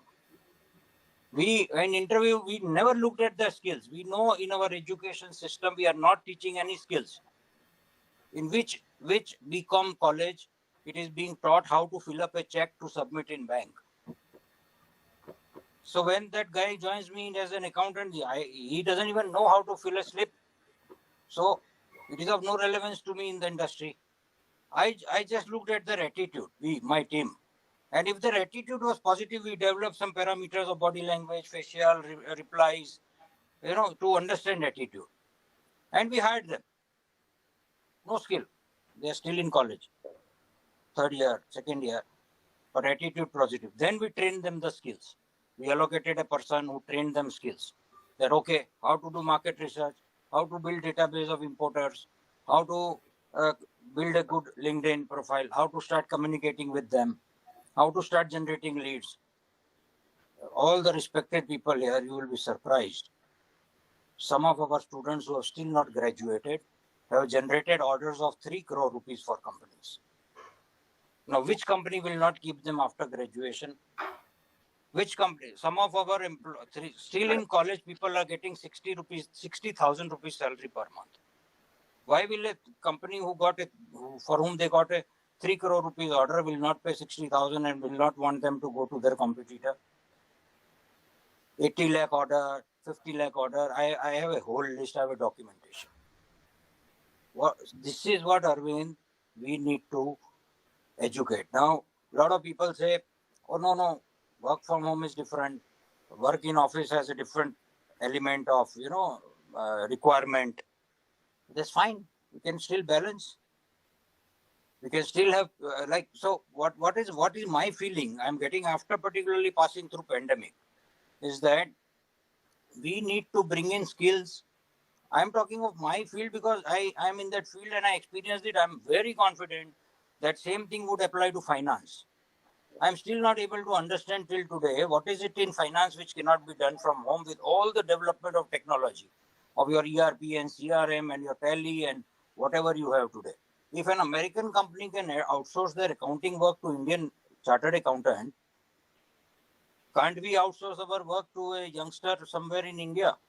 Is the Indian chartered accountant company working in America? They are working outside. They are working from home or office, we don't know. Right? So all legal work is being outsourced from US to India. Medical transcription work is being outsourced.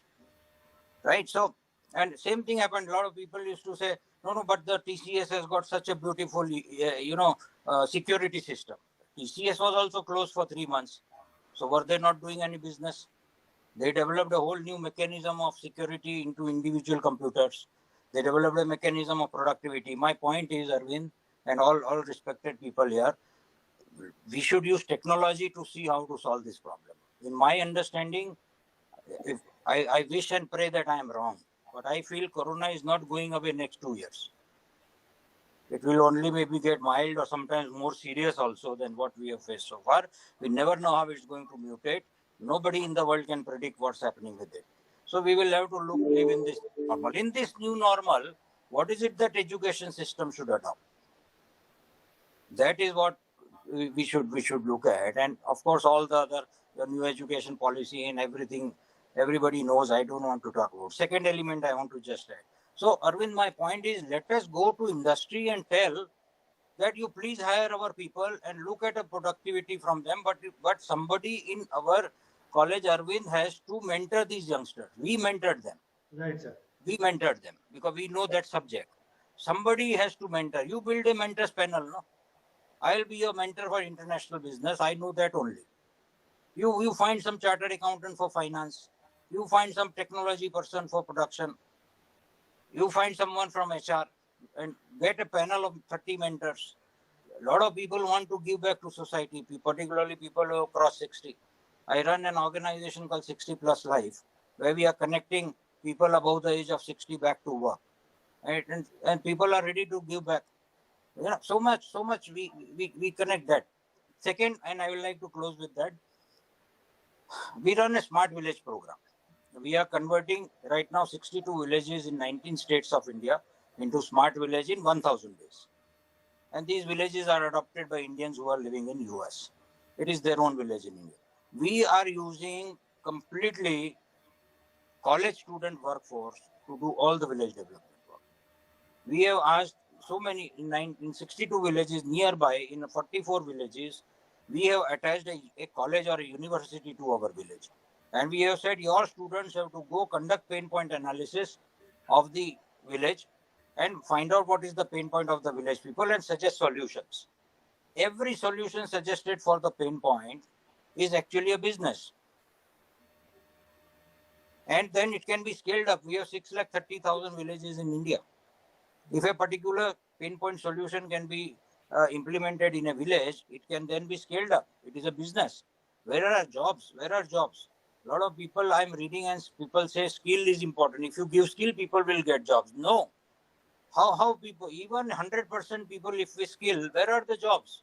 You think we have 1 crore 60 lakh, 1 crore 60 lakh people job every year in India? Even if you skill them, there is no jobs. Entrepreneurship is the answer.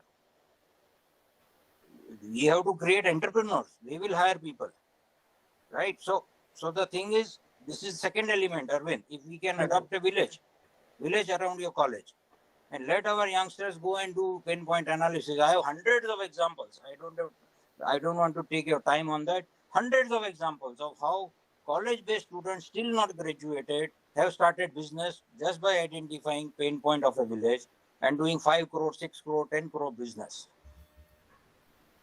And they have created jobs, 30 people, 40 people working. They will graduate maybe in 1 or 2 years. So now all those limitations of, you know, that I think the world has completely changed. It's a new normal. None of us know what is this new normal. Everybody is talking. I also don't know. So I think whatever, like people like me, whatever experience we have, I'm just sharing.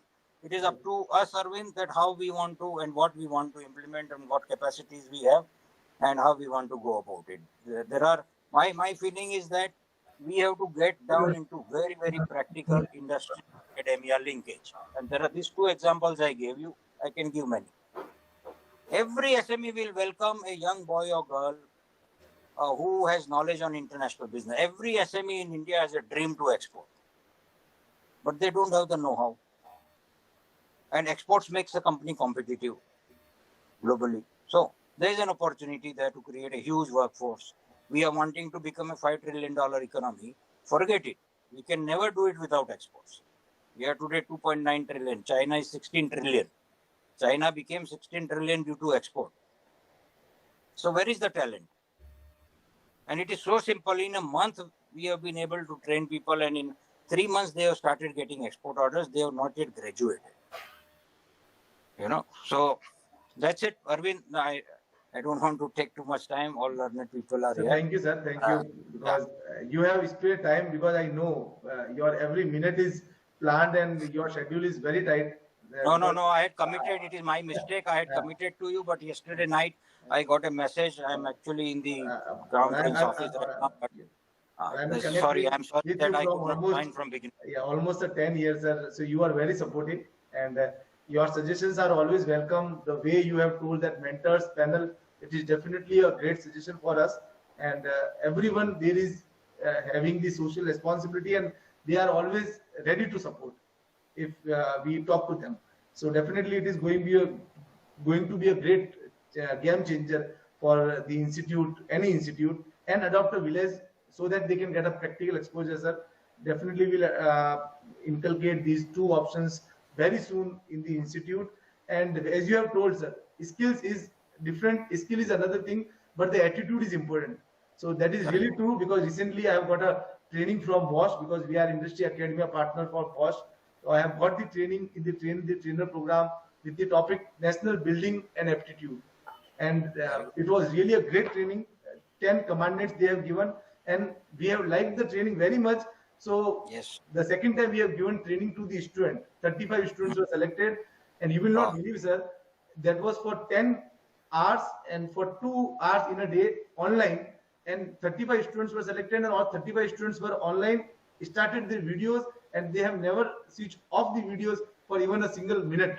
So that was the interesting way of moving ahead with the training. And attitude is very important. If somebody has the skill, if you don't want to do, we cannot do anything. Correct. If we will give a task to anyone, if we will give the excuse, we cannot do anything. So these are very important. With this, thanks a lot, sir. Thank you very much for coming, sir. Because I thought that you will not come, but at last, sir, you joined, and we are honored, sir. Well, allow me, all of you, please permit me to leave. Thank you very much. Thank you very much, sir. So over to Deepika, ma'am. Yes, sir. So, thank you, Dr. Jagat Shah, sir. And now I invite Mr. Sanjay Sharma, sir, Chief Executive Officer at Skill Council for Mining Sector, Certified Coach from CFI, ex-HR Head, Hindustan Zinc Limited. Sir is a human resource leader with a learning across mining and minerals, construction and cement industries in India, Armenia and Nigeria. He has developed a key expertise in accelerating change management, talent management, and engagement and skill enrichment. Having worked with Hindustan Zinc, a Vedanta Group company in zinc, lead, silver business during second inning from 2012 to 15 June 2020, and with overall industry experience of 33 years. He has taken up new assignment with the Skill Council for Mining Sector, SCMS, effective from 2020 June 2, which is promoted by FIMI and supported by Ministry of Mines. He had won a gold medal and award under Emerging HRD Thinkers Award in 2012. I request Sir to come on the gathering and just explain his expertise on the given topic. Over to you, sir. Thank you, Deepika, and all the scheme members. And we already exchanged pleasantries. I will not. I will skip this this process. And really, very thankful to Arvind and all the team of the GITS, and meeting Sudhakarji, my senior colleague from KBS schools of years. And really, Mr. Jagat Shah brought a lot of excitement. I was listening very, very patiently, and really, my hats off to Mr. Jagat Shah, who spoke by heart and what is needed in fact in the market. I also jotted some points, and to my opening statement is just employment is excusing. We may create a lot of universities, we may create a lot of many verticals or academic institutions. We may produce engineers, but we should see how they are placed. Will they get employment? This question will always keep on haunting all of us. This employment nahi hai. And COVID has changed the entire scenario of employment. And where Mr. Jagat Shah, as an entrepreneur, took advantage of the situation, and he reached out to the students and get some job done with a highly work order flow and good pay without addition. So this is the time to think differently rather than going for normal course of degree, education, all the things. This is the one point. Excusing is there, employment is not there. We need to, even he rightly said, we can keep on giving a lot of skilling, training, certificate, but where's the job? Job has to be there, and people will learn basically hands-on when they are in the system. People need a platform to jump. People need some hands to mentor them, coach them. Nobody, despite many training and learning from any prestigious colleges or universities, the job is not assured until you are from the very, very top-notch B-score premier colleges only. Otherwise, you don't command that salary and that respect. Now, I will just say something from my heart for the behalf of for the sake of the students. What do they look into it? You have to find whether are they doing engineering just for the sake of peer pressure, or pressure of the society, parental pressure, you must do a deep survey. Yes, you are doing mechanical or electrical, whatever maybe. Is it by heart you're learning, enjoying, और आपको एक at par करके engineer बन गया हूँ, शादी अच्छा हो जाएगा, जॉब मिल जाएगा मेरे को, कोई भी वो सोच रहा है. So we need to do a internal deep survey from the students. I still remember the movie Three Idiot, and we should don't hesitate to find out भाई ultimately उनके hidden चीज क्या है. अगर वो भली 4th ईयर में क्या वाकई में वो मैकेनिकल में कोर में जाएगा क्या या कुछ और करेगा. ऐसा है तो we need to remap the people at the skilling क्या करना चाहता है, where he need to grow. This need to be looked into. एक तीसरी बात आपने शायद उनको, मुझे ये पता है कि मेवाड़ और राजस्थान में लोग बाहर नहीं जाना चाहते बच्चे लोग. ये ठीक है, अभी वर्क फ्रॉम होम से काम चल रहा है, people connect. But you also need to encourage and ask very, very bluntly, by given a choice opportunity, are you willing to move out of Udaipur? Are you willing to move out of Rajasthan? And if choice is there, are you willing to move out of India? Abhi, I don't know, because of this war, end of war, there will be again huge construction demand will take place, infrastructure will take place. And we don't know, there will be an unprecedented demand of many people, right, from civil and mechanical, so many people. So are we prepared? Are people, students prepared mentally to go outside? वरना क्या हम जो I have done a lot of hiring for Larsen Tubro and Hindustan and Vedanta. People कहीं भी transfer करो, मेरे साथ father की प्रॉब्लम है, मैं छोटा बड़ा भाई हूँ, मेरी मदर की दिक्कत है, सब I cannot go, this thing, that thing. And then you also need to parallelly motivate diversity. All the women students, you also be prepared to move out of your comfort zone. That has to be done internally within your college system. And then you must be aware that as per the Apprentice Act 1961, there is a mandate given by the government to all the industries to engage 2.5% to 15% of their total manpower, including regular employees or the contract labor, whatever it may be, as apprentices. And they have around 4 or 5 verticals to take apprentices, like trade apprentices, graduate apprentices, which is applicable for your college, technician apprentices and technical apprentices, and optional trade. Optional trade, bole to skill council develop people for optional trades. So since you don't have mining lesson, no, I believe so, I will not speak much on that. But then in this stage, so what I suggest, there is a mandate, and I am also designated as a joint apprentice advisor. Okay.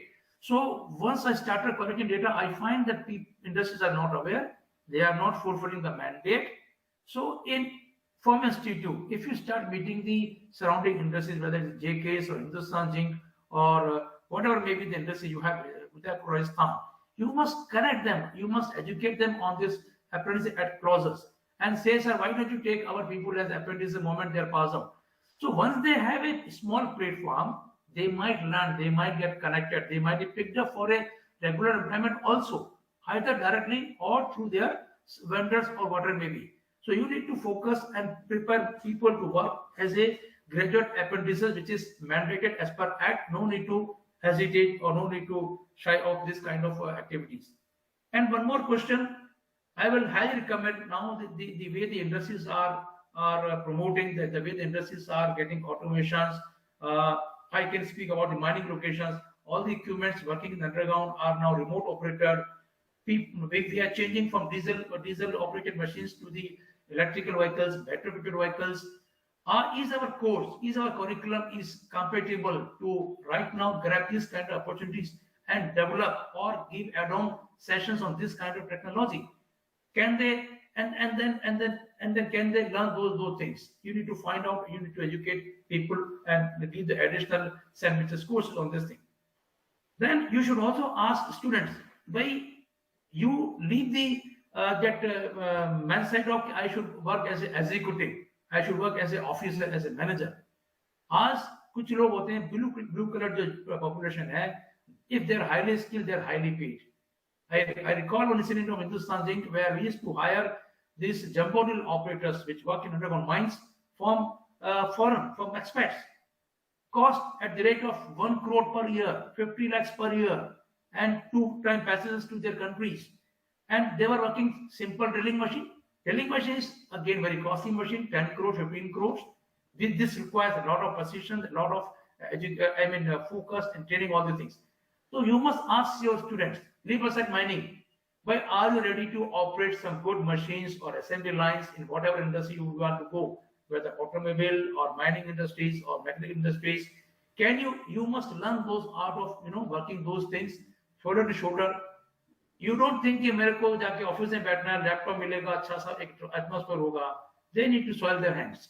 So you need to just मतलब उनको थोड़ा झंझोड़ना पड़ेगा. भाई mind से निकाल दो कि मैं तो सुबह मेरे को 3 लाख का पैकेज मिला, 4 लाख का पैकेज मिला, जिंदल में गया और मैं वहां पे ट्रेनिंग ऑफिस से जुड़ गया. उस माइंडसेट से अगर बच्चे बाहर निकलेंगे और अगर कुछ करना चाहते हैं, स्किल को आप जोड़ना चाहते हैं, तो उनकी डिमांड खूब होगी. एक और इन्फॉर्मेशन है, अभी हमारे वर्ल्ड कैंप इंडिया के मिस्टर अरविंद सिंघल साहब चेयरमैन है स्किल काउंसिल मैनेज सेक्टर के. उनसे आप जुड़ सकते हैं. उनकी इंडस्ट्री है, कई इंडस्ट्री राजस्थान में आपको जोड़ सकते हैं. You need to connect industries. Go to them, ask what are your pain areas, what are your concern areas, then how we can help you out.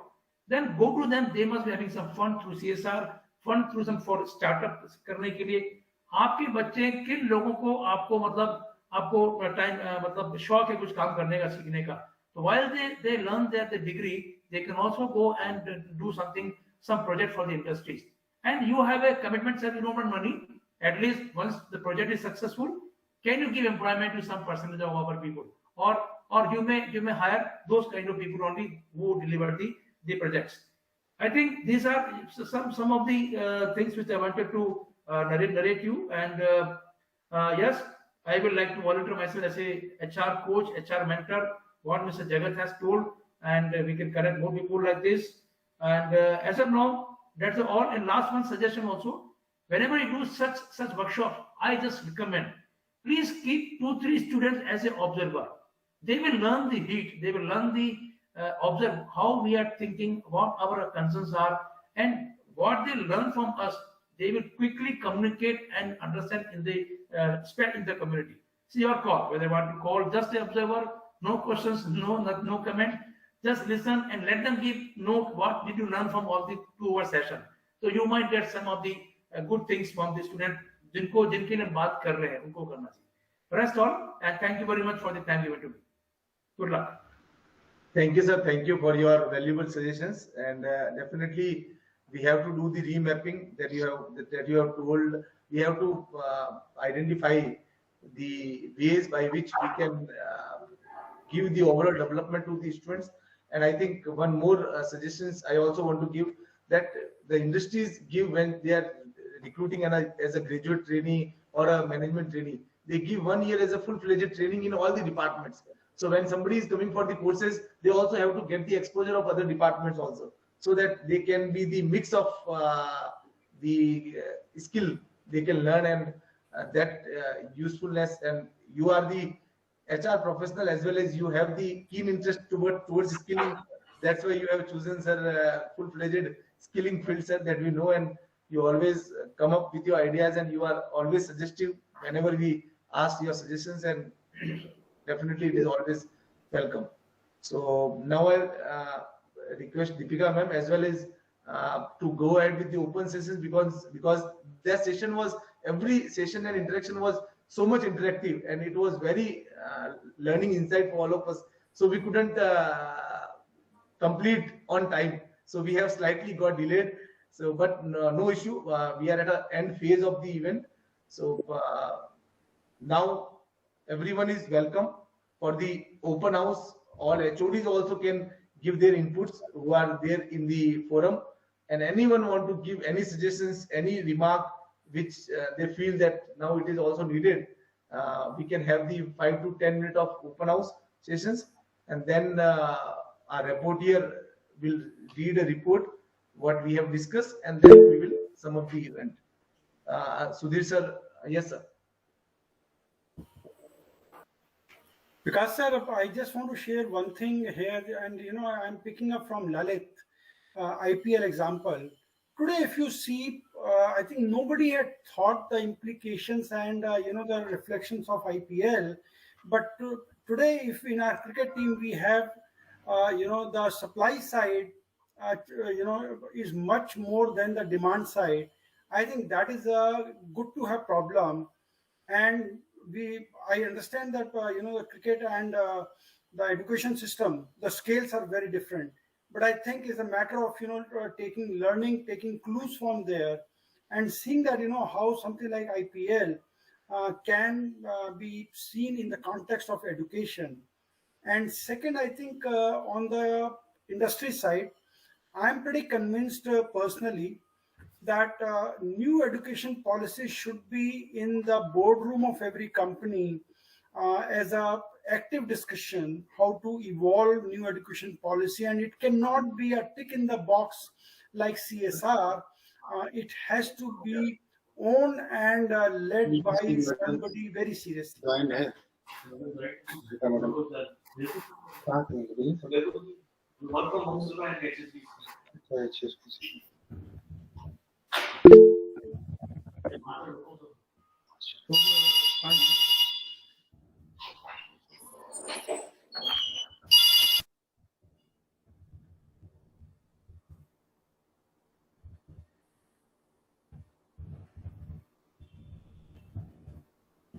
Arvind, back to you. Yes, sir. Thank you, sir. Thank you very much. I think Lalit Gupta, sir, has raised the hand. Chintan, sir, we can unmute, sir, so that he can also give his viewpoint. So I just want to make one comment, about, when we talk about employability of graduates, right? Earlier I talked about, how we need to make the industry interactions or engagement more effective. And we talked about a few ways in terms of how we want to do that. But the point that I want to make here is that today, one of the things that's growing dramatically in India, as well as across the globe, is the startup industry, right? And I think the students need to be prepared to be part of the startup industry. It requires specific hard skills, proven skills in the market that they can develop and be part of the startup industry, and also have that entrepreneur mindset, right? So the point is that can we create job creators rather than job seekers? And I think that's a big transition that I think the universities can play a big role in trying to do that. And it goes back to the earlier point that I made about, which is trying to solve the real life problems. And that's the point even Dr. Jagacha kind of alluded to, right? Where the students or the people today, they need to start looking at problems, and the solutions to those problems are actually businesses. They are business ideas, and that is what I think people need to start capturing. So switching from being a job seeker to a job creator, I think that would be a huge switch in the mindset that would help in the employability status. Yeah, thank you.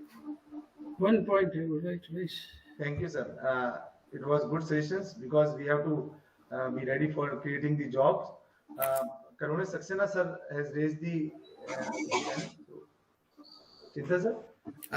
It was really an enriching and enlightening discussion today.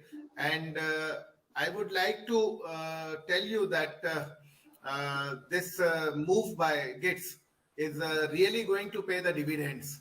And discussions like these are very meaningful. And I'm sure that we all will take it forward. And only desire is that if we can meet in person with each other, a different kind of synergy will be created then. And I'm sure that very soon such a meet will also be organized. And I'll expect Arvind to come out with a white paper on what the discussion and deliberation that has taken place today. And so that way it will help us in developing some set of recommendations, and actually a proper roadmap can be developed so that we all know where we have to go, how we have to reach there, taking what path, who is going to take what responsibility, and how can we join hands further and strengthen each other, not treating each one as competitor, but as collaborator, and with the ultimate interest of our students' future. And when it's a question of our students' future, then it is the question of our nation's future also. So ours is a great nation, and definitely we will achieve the intended results. Thank you. Thank you very much. So definitely, sir, your valuable suggestions, and we have the report here today in the event, sir.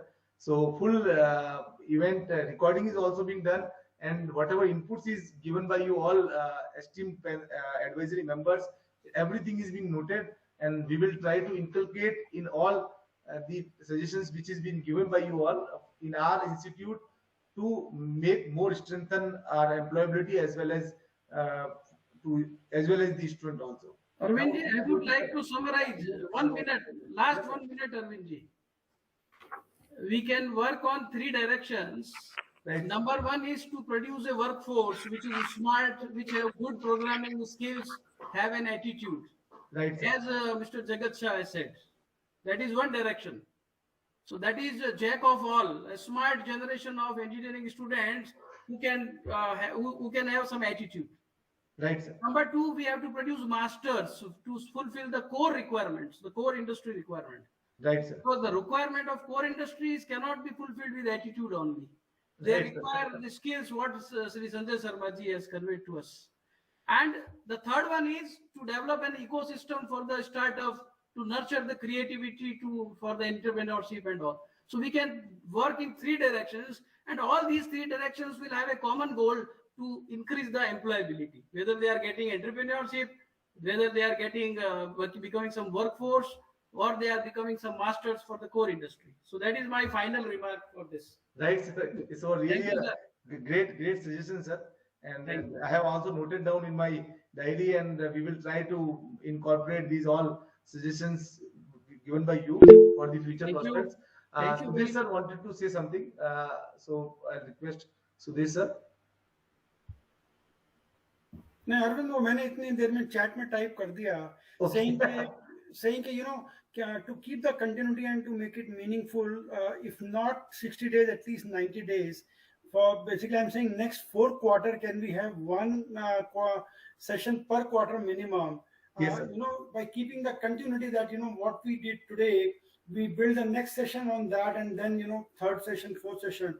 I think that's how, you know, possibly we can make this whole investment into actionable. Sure, sir. Sure. Whatever we have discussed, how many things we have incorporated, that also discussion can be done in the upcoming and the future discussions, right, sir? Sure, sir. And Arvind, you may keep this session if everybody is okay on Saturdays. I'll tell you why, because then, you know, Saturdays we may get a little more, you know, free time for all of us, and also open for the students through your Facebook channel, not only for GITS but even otherwise. Right, sir. Right. Definitely, sir. I would like to need to be taken care next time. I would like to Vikas sir wanted to say something here. Initiatives taken at different levels for the information of the esteemed people here, mainly from the industry. Particularly when we are talking about, as Mr. Agarwal has said about the soft skills, I think we lack something of these kind of trainings at the school level. So at college level, we have to take care of this, and that takes out our time. Out of the total technical trainings, we have to devote a lot of time for these also. But still, we would like to continue with this. AIST has brought out a new or a model curriculum in which they have made a provision for 8 semester internship. That is a full semester. Otherwise, what happened that when the student has completed the degree, once completed the degree, he looks for a job only. He doesn't think that any more training is needed for me. Whereas, like in the medical education, without internship, they are not given the degree. So this is a provision we have already introduced in the new model curriculum by AIST. A full semester, the student will have to take apprentice training in the industry, and then only he will be awarded the degree once he completes the project there. So that will be an initiative which will be helping us in training our students in the industrial setup. Then, in the new education policy, once it is implemented thoroughly, we will have the option, as Mr. Shah has asked, that students without getting the degree, they get the job and they start working and they get success. But that leaves them without completion of a degree. In the new education policy, we will have an option that the student can move out of the institute, take some task, do an entrepreneurship job, and then come back to complete his degree in a later period of the time. So that can be, that will be a good initiative which has been introduced in the new education policy. So these are certain initiatives which we are already having. And I think with the Apprenticeship Act as Mr. Sanjay Sharma has told, we'll be approaching many industries, and we will look forward from the industry side also that last semester training can be given as apprentice, so that the sustainable cost is given by the industry and the student get training in turn of that. So these approaches of Government of India and the education policies coming out of all these deliberations will be helping us, and still we need more and more support from the industry and academic peers to suggest new ways of working for the better placement of the students. Thank you, sir. Thank you, Jindal sir. Sanjay sir has given the apprenticeship. That definitely a great contribution of industries towards giving training to the student, and many of our students, third year students, are going for final year passed out students are also going for this kind of apprenticeship by which they are getting employment. Now we have 1 or 2 minutes more. If anyone out of all the advisory members as well as the head of departments, directors, sir, anyone want to share something, we can have, and then we can. Arvind, I believe as Karunesh Saxena sir has said, we are already preparing the minutes. We will be sharing the minutes of meeting with all the esteemed panel members. As Sudhir sir has suggested that we should meet at least once in a quarter, sir, we will be doing. Initially, it was thought Saturday, but due to some very extreme exigency, we kept on working day. We understand that it is very tough. From next time on, the meeting will be on Saturday, and we are very thankful to each and every member. Lalit sir has spoken very effectively on in terms of IPL. In a way, he has correlated the things with the IPL thing. It's a very important thing. Sunil Joshi sir has suggested about workforce. Sir, we will be working on it. Mentorship bank, which Jagat Shah has said, we will be trying to incorporate it with the help of industry experts, with the help of guidance, where we will be probably needing the guidance of each and every industry expert member in terms of creating a mentorship pool, so that we can have an expert on probably at micro level for each of the academic deliverables. And thanks to one and all. Now over to you, Arvind. We can go for the report here. Yes, yes. If any HODs want to give any inputs about the topic and anything related to the discussions today, then we will move ahead with the another upcoming report here details. So if anyone want to say something, they are welcome. I think we have got almost all these decisions, and all are invaluable. There is no doubt about it. And I have thought about that session will be wonderful, that it went super wonderful, I can say, because the learning which I have got from today's interaction, I have noted, and I have just thoroughly observing each and every aspect which was given by all the advisory members.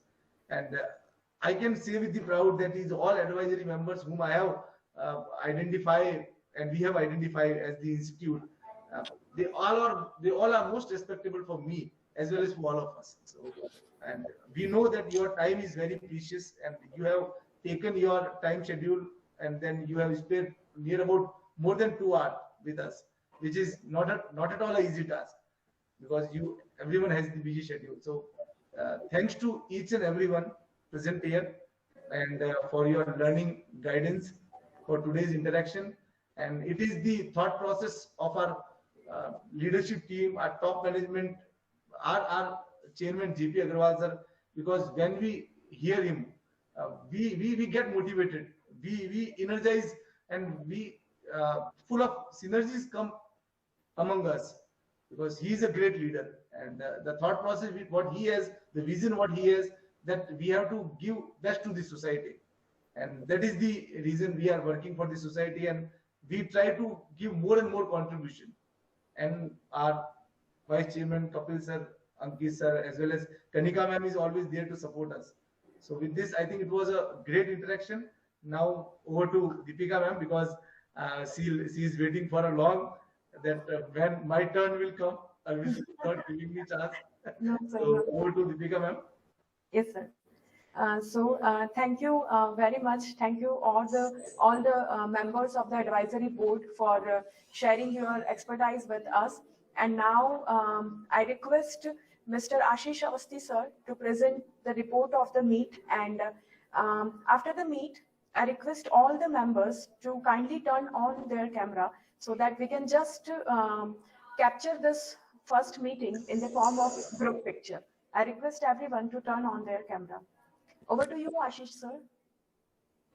Thank you so much, ma'am. I hope I'm audible. Yes, sir.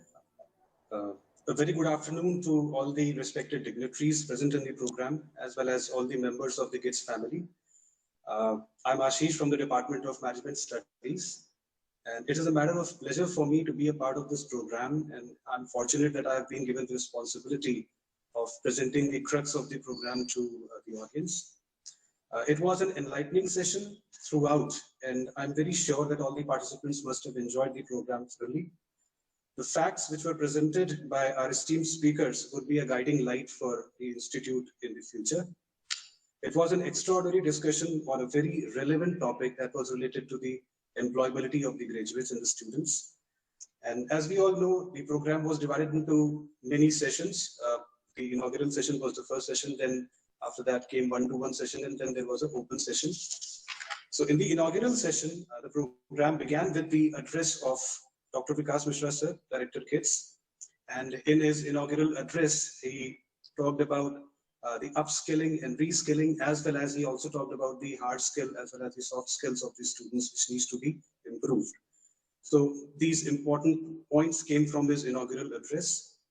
The inaugural address was followed by an address from Dr. Sudhakar Jindal, sir, who is the Director of IQAC at GITS. Sir emphasized on the grooming of engineering students at the level of the industry, and sir emphasized on the collaboration of the industry and the academia, and the importance of the industry particularly to groom the students, the skills of the students. And he continuously talked about the inputs which the academia needed from the industry in order to develop these students in a 360-degree perspective. Jindal sir's address was followed by an extremely articulate address from Professor P.K. Jain. Sir emphasized on the skills of the teachers particularly, who are responsible for churning out the employable graduates.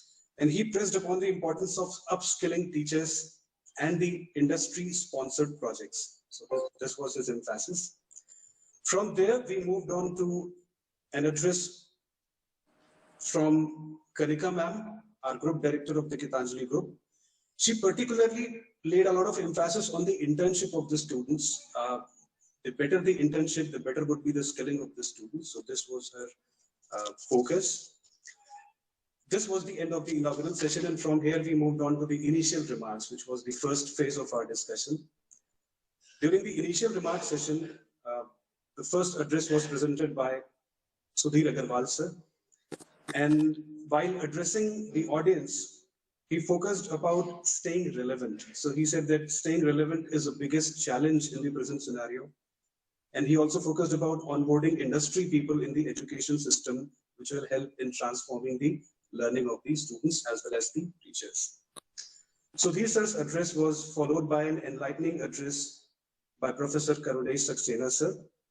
And he placed a very straightforward questions. So there were 5 questions which were posed by him.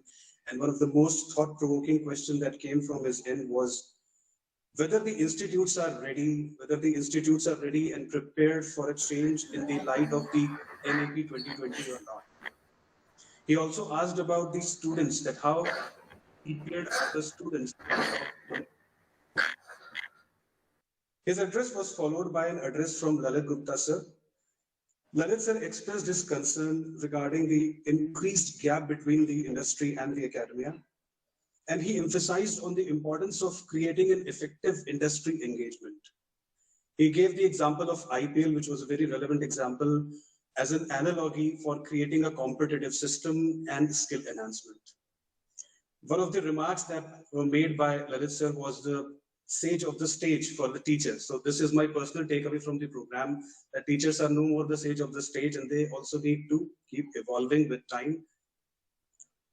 Lalit sir's address was followed by address from Sunil Joshi sir. Sir pointed out that industry academia are the two sides of the same coin, and he remarked that no business system can survive without sound knowledge. Learning material, he said that there is no dearth of learning material, and learning material is available everywhere. What is more important is the capacity building of the trainers and the teachers. And he said that learning material, there is a lot of learning material, but what should be the focus is, the focus should be on the problem solving, so that the students get to solve the problems of the industry, and this can be the way of learning. From here, we moved on to the address of Dr. Jagat Shah sir, and he talked about the turnaround that he experienced with his own industry during the times of the pandemic. And he also emphasized on the importance of the attitude of the students besides the skills. So he said that with the right kind of the attitude, the skills could be given to the students and then he can learn. So one of the important questions posed by him was how education system can adapt itself to the new normal. And that's what we are learning in this session, how the new normal can be adapted. During the first phase of the program, the last address in the first phase came from Sanjay Sharma sir. And sir emphasized on the importance of skilling. He pressed on conducting a survey among the students to know what they actually want to do. So that survey would give an idea of the real reason of the students for doing engineering and what they are willing to do after engineering. He referred to the Apprenticeship Act 1961 laid down by the Government of India, and he talked about it in reference to the importance of training and skilling. He recommended the students should be ready to work on the shop floor also. So besides working as a manager or in other profiles, the students should be ready to go to the shop floor and work with the machinery also. So this was his emphasis. Thank you, sir. So this was the first phase of the program. Then we came to the open house session. That was the last phase of the program, which was another very enlightening phase. In the last phase of the discussion, that was an open house, a lot of crucial points, a lot of crucial inputs came from the esteemed speakers. Regarding the development of startup industry, having an entrepreneurship mindset, so that the real life problems can be solved by the students, and switching from being a job seeker to a job creator. A personal demand came from Karunesh Saxena sir that we should meet in person, maybe for the next meeting. An emphasis was given to change the attitude of the students for good learning. And then, of course, a suggestion came from Sudhir sir that we should also broadcast such meets on the social media platforms and make students join such meets so that they can also have some takeaway from the program. So with this, I thank everyone for such an enriching and enlightening discussion. And that's all from the reporting area. Thank you so much. Over. Thank you, Ashish sir. Just you have presented the entire meeting and minutes of meeting in front of us in a very beautiful way. Thank you so much, sir. I request again all the members presented here in the meet to kindly turn their video on so that we can capture a group picture with you. And moving ahead, I can say that great is the art of beginning, but greater is the art of ending. And this is not the ending, this is just the beginning of a new journey. And now I invite Mr. Arvind Singh Pemawa sir, head CDC, to present a vote of thanks to the members. Over to you, sir. Thank you, Deepika ma'am. And I'll not take much of the time because already we are exceeding near about half an hour from the schedule. So next time also we will take care about the time. But all delegates were very important, so we could not say, and we also were slightly late. So everything was on flow. So we will try to complete the discussions in the next meeting on time. And with this, thanks to all the advisory board members who has participated today, who could not participate because of some reason, because we have given 2 dates. So everyone cannot, it cannot be suitable for everyone to be on one date. So we were knowing that slightly 2 to 3 will not be participating, but they have given their best wishes. They are always in touch with us. So hopefully we'll try to invite all the 10 advisory members in the next meeting. So we are hopeful it. Special thanks to our Director Geetanjali Group, Kanika ma'am, because she is always there to motivate us. And I have seen almost near about 2 hours she was there in the forum.